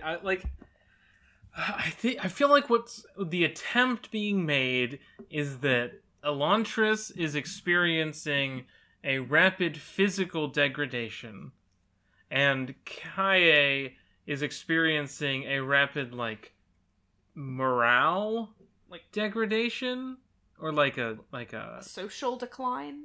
Yeah, under like this king who doesn't really know what he's doing, or he's like exploiting people and like not really caring, or etc. Just a bad king. But I don't feel like we've seen anything like that because our POV character is the princess. Yeah, and we don't have like a POV into like what is the day-to-day of a person in this country. We saw that guy being traded, but like it's like what is different from now versus like 6 years ago versus like 8 years ago? It's like we're being told that there's a crisis going on, but we're not seeing any evidence of it. And like, there's no sense that, like, the things that are being described as problems are not crises that feel recent. They're just the nature of the class system, which, like, does suck, but, like, why do these people care? There are other things happening. Like, we know, for instance, that most of the world is under the Fjordell Empire. Yeah. They don't mention that at all. They don't act like, oh no, this empire is spreading. It's only a matter of time before we're all speaking Fjorden or whatever. Like, there's no invocation of that at all, or acknowledgement that that's happening. All of their strife is purely internal. Yeah, I feel like also there's a little more to the summary of this chapter that's worth getting to, and I think it's also to the point that you're making. In this little conversation with Weil and Keen and Sarene, they talk about the idea that like Sarene can maybe take Raoden's place as a leader of this group, and Sarene suggests that maybe Iadon had Raoden killed. Which I was glad. Right. I was glad to see because I've been saying, like, I think I said a few episodes ago that I can't believe Sarene didn't immediately conclude that. So I appreciate that she's, now seriously considering that. But the other two are like pretty uncertain about it and like don't really seem to think it makes sense because it's like his own son? Yeah, and I mean, I guess the idea is, like, Royal is personal friends with Iadon, so it's hard for him to believe this. But, like,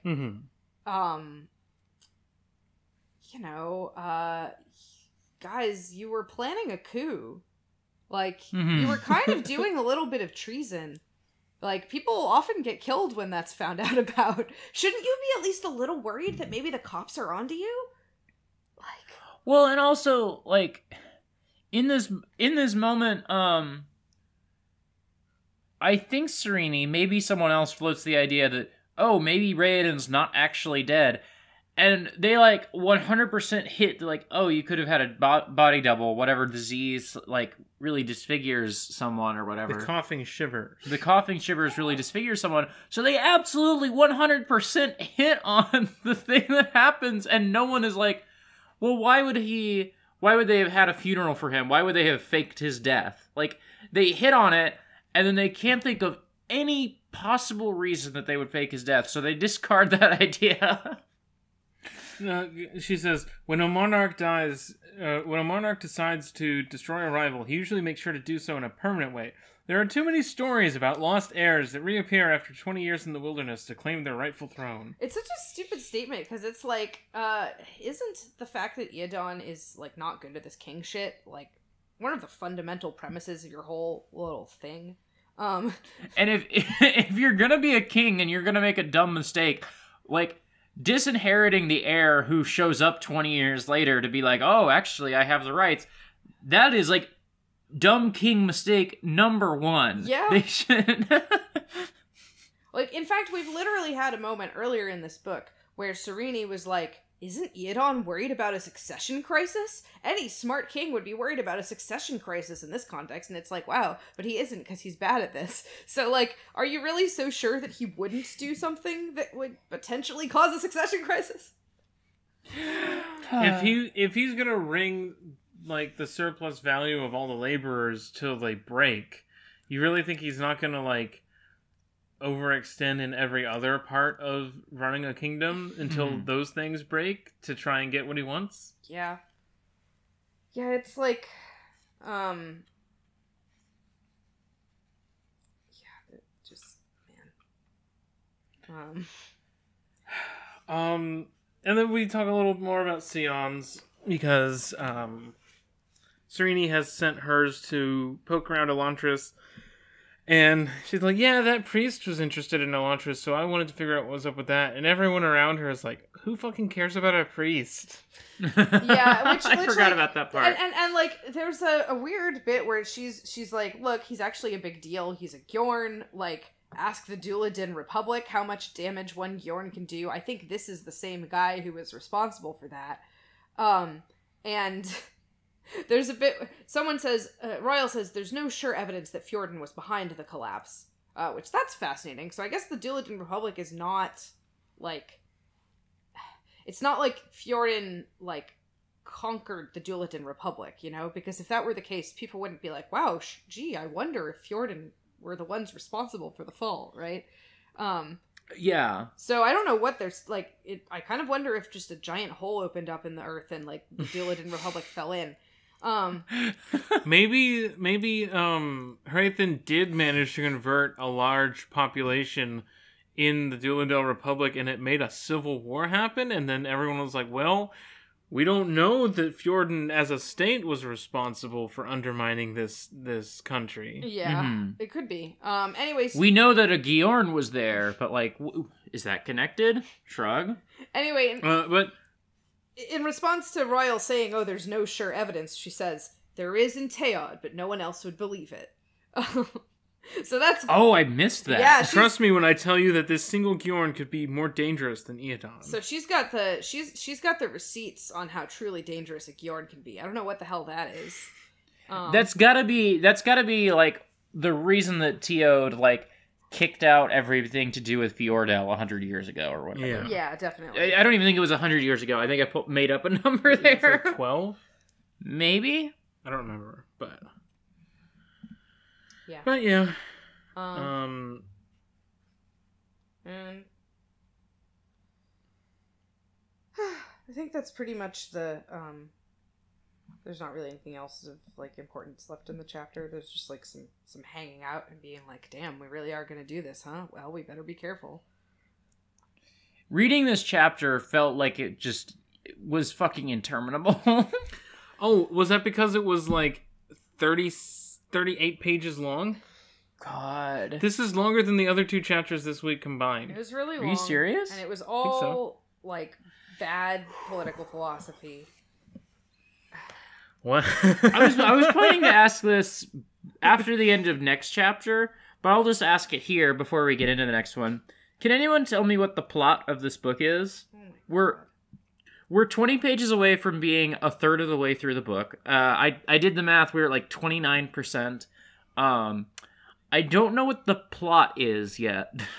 I mean, I'm pretty sure that at some point in the near future, Elantris and Kai are going to, in some fashion, explode. Everyone seems to believe that this is the case. Not clear to me why or how. I mean, Sarene and Hrathen are both attempting to overthrow the status quo of Kai. Mm-hmm. And also Raoden is trying to do the same in Elantris. Yes. So what we're going to have is a story where 3 different revolutions happen. In the same 3 square miles.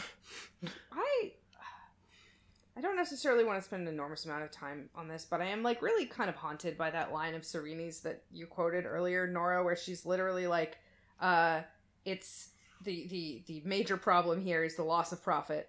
Because it's just so cartoonishly evil. And it's really hard for me to understand what it's doing here. Like, I guess my best possible explanation for, like, how it's supposed to come across is that she is, like, someone who is trying to argue for something that is fundamentally morally good, but she knows that the people she's talking to don't really care about that, so she's come up with a practical argument for why they should do what she wants. And this is someone who is, like, getting things done and negotiating with people who only care about, like, their own needs.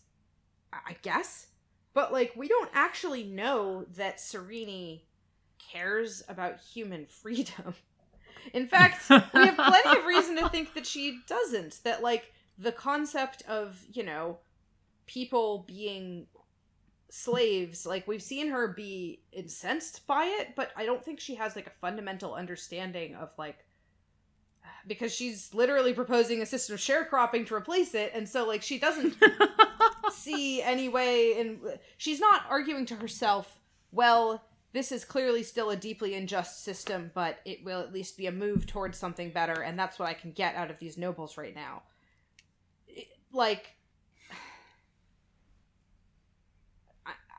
It's very weird. It's weird. It sucks. Hrathen time. Yeah. Yeah. A blessedly short chapter. Alright. So, we got a shorter summary than even the Raoden chapter. Hrathen daydreams about languages, the Derethi religious hierarchy, and his abilities as a preacher as he delivers a sermon to a large crowd. Dilof spontaneously follows with his own more emotional sermon, which, while a violation of Hrathen's orders, was successful and thus welcomed by Hrathen. After the sermon, Telrii approaches Hrathen and accepts an unspecified proposal. Hrathen disciplines Dilof for disobedience, but also praises the artist. In the privacy of his office, Hrathen reveals that he has a Scion locked away and hidden, and uses it to communicate with Wyrn, who has his own Scion, regarding a plot involving Telrii. I think it's just Telrii. Telrii? There's two vowels. You gotta pronounce both. Okay.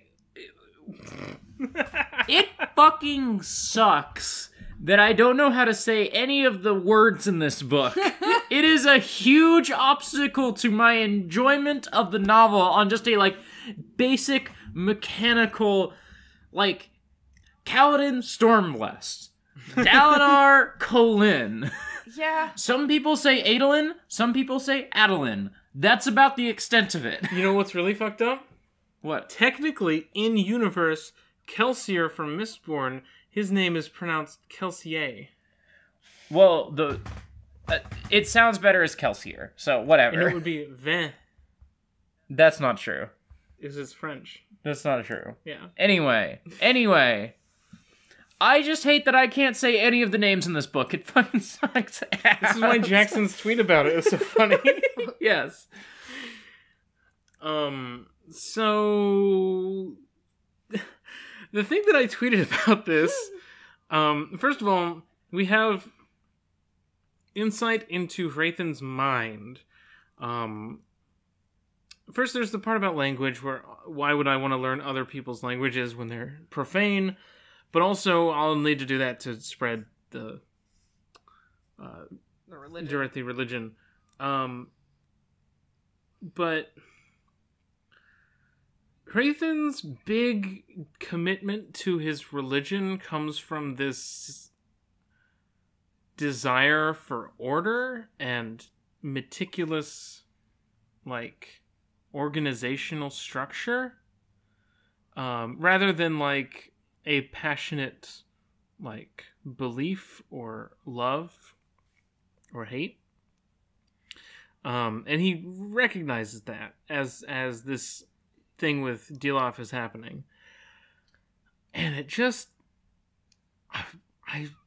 is this Brandon? I feel like this is Brandon's, like...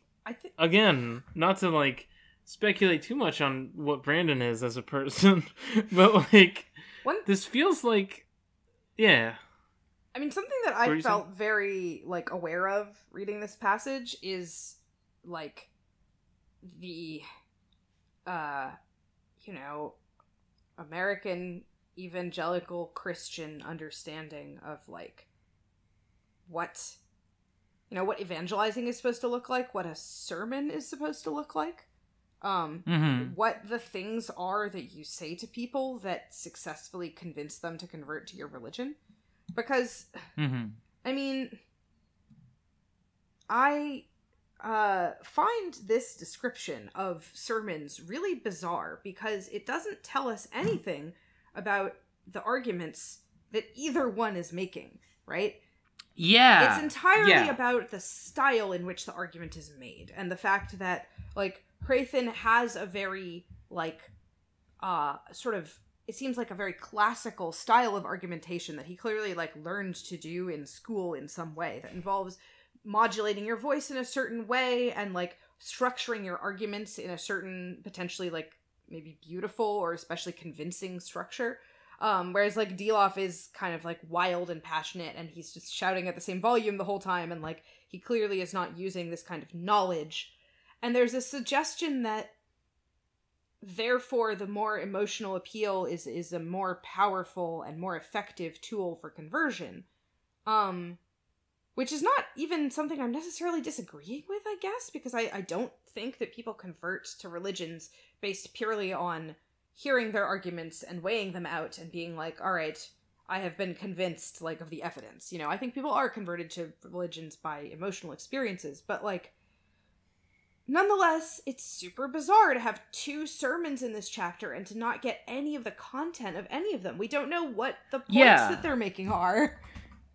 Well, and I think you could do something interesting with that if you have Hrathen give his sermon and we don't get any specific lines, because while he's giving the sermon, he's thinking about, like, the social pressure of these people went to church today, and that is going to put social pressure both on the people around them to come to church, and also for them to continue to come to church, because it will, like, reflect poorly on them if next week their friends show up and they're not there. Yeah. Like, and that's a really interesting, like, that is a really interesting, like, thought. And then I think if you contrasted that with giving us actual dialogue of what Dilaf is saying, because we know that it is hateful, we know, for me, it evoked, like, a lot of, like, you know, fire and brimstone, sort of like televangelist preaching, but like, I think if you had actual dialogue from what Dilaf said and no dialogue from what Hrathen said, I think it would work. I think if you had dialogue from both of them, it would work. But, like, not having any of the actual content of their sermon, just the tone, is really weird. It is the way that a preacher would talk about preaching. Well, and I think the theory that Hrathen is working with reminds me of how the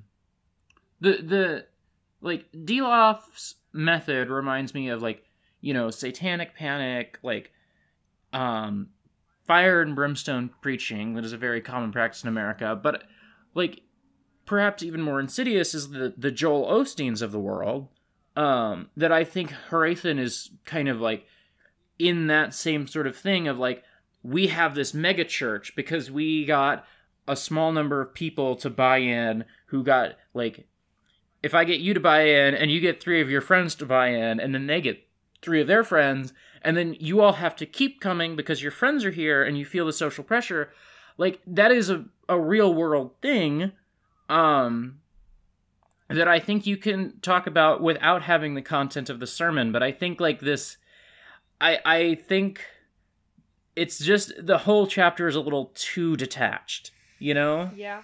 I also think that, like, it's really confusing to me to have it portrayed as though simply seeing passionate hatred is enough for people to feel compelled by a speech, because, like, that's not...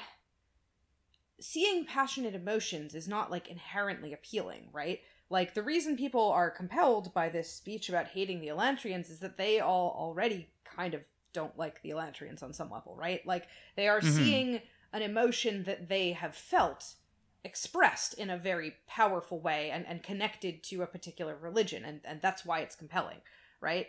And, like, Diloff is not, being calculating about this. Diloff is not thinking, like, about how his emotion affects other people. He's just expressing his emotion in this raw way. But, like, Hrathen should be thinking about that. Hrathen clearly thinks about emotional appeals and, like, what works on people. So, like, why is he thinking about it as this sort of abstract contrast between passion and reason rather than, like, different modes of convincing people? You know? Mm-hmm. And how both can work together. And Hrathen gets there, but, like, without acknowledging it in some way of just, like, he can have both of these things. Like, he can bring Diloff along to speak at functions, and, like, some of the people are going to be convinced by Hrathen's method, and some of the people are going to be convinced by Diloff's method, and, like... I feel like part of what's weird here is this suggestion that, like, it seems like Hrathen basically envies Diloff his true, like, passionate religious experience, Like, Diloff has a real vibrancy of belief in his hate that Hrathen doesn't experience and that Hrathen's kind of jealous about. And, like, that all makes sense, but I don't totally understand why, like, it doesn't actually seem to be what this religion is organized around, Like, this religion is clearly one in which a sense of strict hierarchy and self-control is valued over... Oh. Did we lose internet? Or... Oh, there you are. Oh, hey, sorry about that. I just was talking about how Hrathen seems to, like, react to the idea of, like, passion in religion, and how, like, it's weird to me that it's clearly something he, like, wishes he had. Yeah. I think the last thing that we heard you say was that, like, the religion is organized around self-control, and that is not, like, a thing that Diloff has. Yeah. It's almost as though, like, it gives you the impression that rather than being from a faith that has, like, a very settled understanding of, how arguments should be made, it makes it seem as though Hrathen comes from a faith with, like, a much more active debate about, like, what emotions you're supposed to feel, you know? Like, he just seems sort of theologically threatened by Diloff in a way that is weird to me, I guess is what I'm trying to say. Yeah. Yeah, we get more about Hrathen's love of structure in regards to this. Talking about, like, he'd always been a calculating man, organized, careful, and attentive to detail. Similar things in Shudareth, its standardized, orderly method of governing, along with its logical philosophy, were when it had first attracted him to the priesthood. He had never doubted the church. Something so perfectly organized couldn't help but be right. And it's just like, if you're really invested in, like, a religious experience, I bet it is pretty weird when you see someone have a completely opposite, like, path to the same place, Yeah. Yeah, that does go a certain way towards explaining how, like, how thrown, how, like, shook he is by Diloff, And of course, like, his reaction is, once he's, like, recovered, he's like, okay, I can exploit this. Yeah. No, it's okay. I got this. I think what it is that seems so strange to me is just that, like, a discussion like this over, whether sort of passion or reason is a better way to serve God or is a better way to convince people. It just feels like maybe Hrathen is approaching this debate for the first time in his life. Like, maybe this is the first time he's seen someone be passionate. So Hrathen is sort of a Ben Shapiro in this instance. God. And then Tellery shows up at the end. And be like, oh, that was smart what you did. And then Hrathen's like, yeah, the thing I did.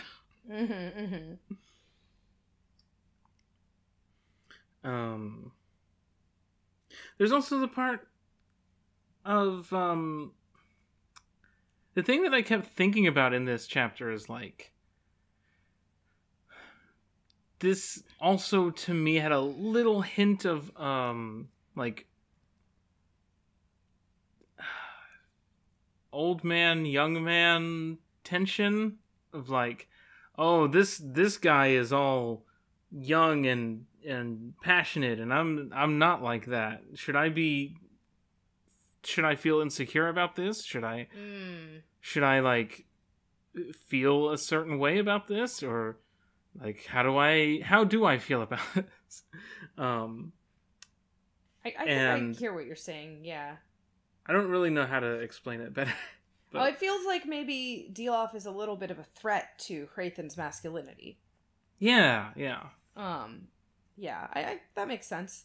It is very funny to see that something like that take place in such a totally sexless context. Yeah.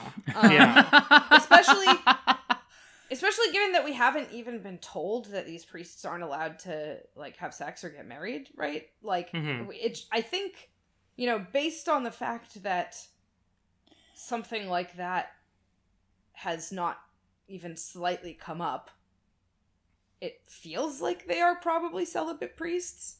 But I guess it's totally possible that they're just very busy with their priest stuff and aren't thinking about, like, women. It's just, I'm just very busy with my main man, Deloff. We've got a lot of stuff to do. Doing heterosexual things. Yeah. Two bros sitting in the chapel. With a strict hierarchical relationship between the two of them. That one of them... Look, I don't have time to have sex. I have to manage the conversion of an entire city with my lifestyle sub. with my dog man. who keeps going off the leash and, like, expressing his, like, raw passions too much. Anyway, Hrathen then goes to his room and meditates for half an hour before he feels confident enough to open his secret box that has the heretical magic of another religion in it, which is a Scion. And we don't know its name, I don't think, but... No. It says hi, and Hrathen says, shut the hell up. You need me, my lord? The Scion asked in a soft, feminine voice. To which he immediately says, be quiet! You know you're not to speak. And then the ball of light bobs submissively. I don't really know how that works. Ooh. It's, Do you think that the reason that this Scion addresses Hrathen, even though it is not supposed to speak to him, is because that's like a subtle rebellion, you know? Like, the only thing I can do is to say, do you need me, my lord? So I'm gonna do that. Or do you think it's that this Scion is totally, like, subservient and kind of, like, stupid about it, and so, like, can't go against its programming to say, do you need me, my lord? I will give Brandon a little bit of credit, and that I think probably this is going to be developed, hopefully, because, like, we have had it established that, like, Scions are, like, you know, wiser than any man I knew, and, oh, it was my best friend, and I'm always hanging out with this guy, so... New type of guy, blowing ball of light. I'm sure that this thing where they're keeping Scions in boxes and, like, only speaking to them maybe once every few months and using them, like, exclusively as a long-distance communication system, I'm sure we're meant to think that that's pretty fucked up. Oh, yeah. But on the other hand, I think we are meant to think that the thing where other people are keeping them as Palm Pilots and using them to Skype, but they also, like, talk to them and hang out with them, I think we're meant to find that cute and good and not evil. Yes. Well, it's okay to have a pet as long as you don't mistreat it. Right. What if you had a parrot and you kept it in a box for 6 months and only used die. it... No, hold on. What if you, after 6 months, you took out your ex-parrot and you said a word to a message to it that it would then repeat when it flew off to the king, and that was what your pet was for? And Hrathen really doesn't trust his Sion at all. No, because people, it's like, people in power all across the world use these to talk to each other. How many schemes have Sions just, like, been privy to? It's like, yeah? That is what Google does. Yeah, it's, I mean, I do feel like he's probably not being totally unreasonable in the sense that it's like, I don't know how good an idea it is to use the magic of your enemies as your long-distance, top-secret spying technique. Especially when, like, clearly Sions can talk to each other long distance, right? That's how this works. But it's not clear to me, you know, if I have my Sion A and I talk to Sion B, are A and B recording that conversation in some way? I mean, obviously they remember it. Can they then talk to C and tell C all about this conversation? Like, what, if anything, other than their loyalty, which clearly Hrathen is a little concerned about, keeps them from revealing all your secrets? And, I mean, supposedly, the way the Sion's magic works, they are always faithful and loyal, even to masters who hate them. But how does that start? Is there, like, a ritual you do? Is it something that you are just, like, you inherit from someone else? Like, I know that Sarene's she inherited, right? Mm-hmm. Yes. It seems like there has to be some sort of formal process by which a person is bonded to a Sion, and clearly it's one that, you know, Hrathen has undergone. But yeah, I honestly don't blame him for being pretty suspicious of this magic, because clearly his people, clearly no one really understands how Sions work, and, like, certainly his people don't, you know? Yeah. Nora and I both did a big yawn. Should we wrap it up? Yeah, I'm ready to wrap it up. I think that's basically the end of this chapter, right? Well, last thing, they talk about how the Elantrians made Sions, and since they're not around, nobody's making new ones. Oh, I missed that. Once Fjorden conquered the West, Hrathen doubted no one would ever see Sions floating around freely again. Yes. So they're gonna put And all we the Sions also- in prison, I guess. And we also get him saying to the Wyrn, "I have a plan, oh great one," for one of the Lords of Erelon, and then it, like, cuts to, you know, Raoden doing whatever Raoden's doing. Mm-hmm. So. Yeah. That's chapter 12. We're getting into it. I want something to happen.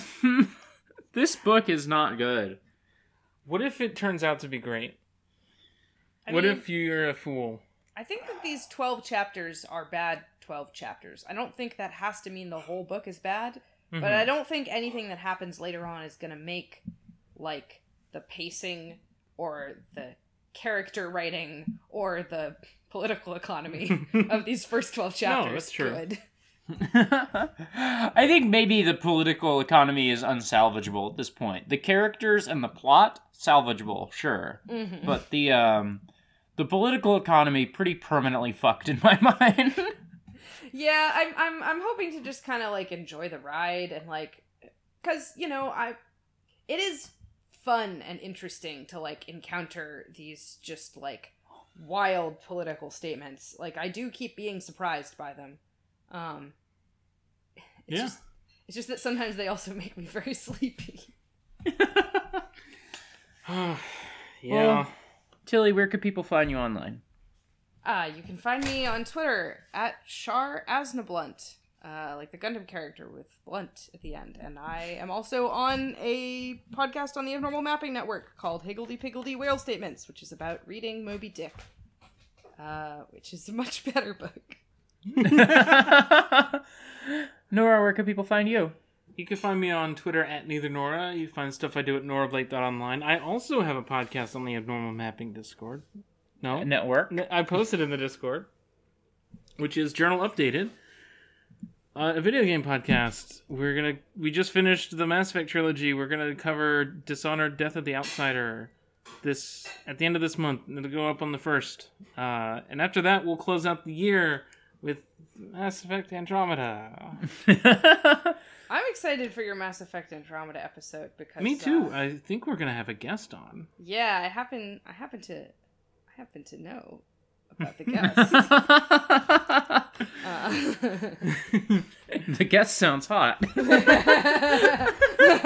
Oh, the guest is giving me the finger right now.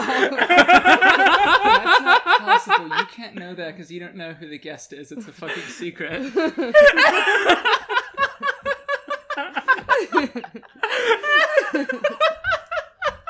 Autumn, where can people find you online, and how can people support the show? You can find me on Twitter at @autumnal_coffee. I've got a pinned tweet with my three other podcasts.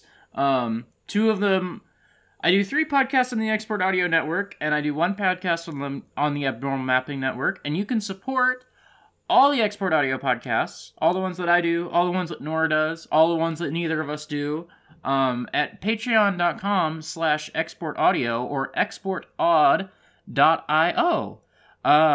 There is also, and I don't have this in the pinned tweet, but if you go to my Twitter, you'll find it pretty easily.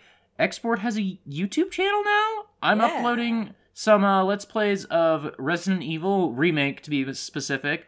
And I believe Nora is maybe going to play a Final Fantasy game sometime in the future. Maybe. We will see. So yeah, throw us a $1 on Patreon. We got all sorts of bonus content. My favorite export podcast is Duo Lane, which is a Patreon exclusive one. So Duo Lane is really good. I was listening to Duo Lane earlier when I was halfway through reading the Sarene chapter, and I had to make myself some coffee. While I was making the coffee, I listened to Duo Lane. We got an episode of Export after this, and I might make a second cup of coffee just to, give myself a little boost. Yeah, I hear that. Well, until next time. Phil Bottom. No? I don't know. Until next time, oppose Brandon Sanderson.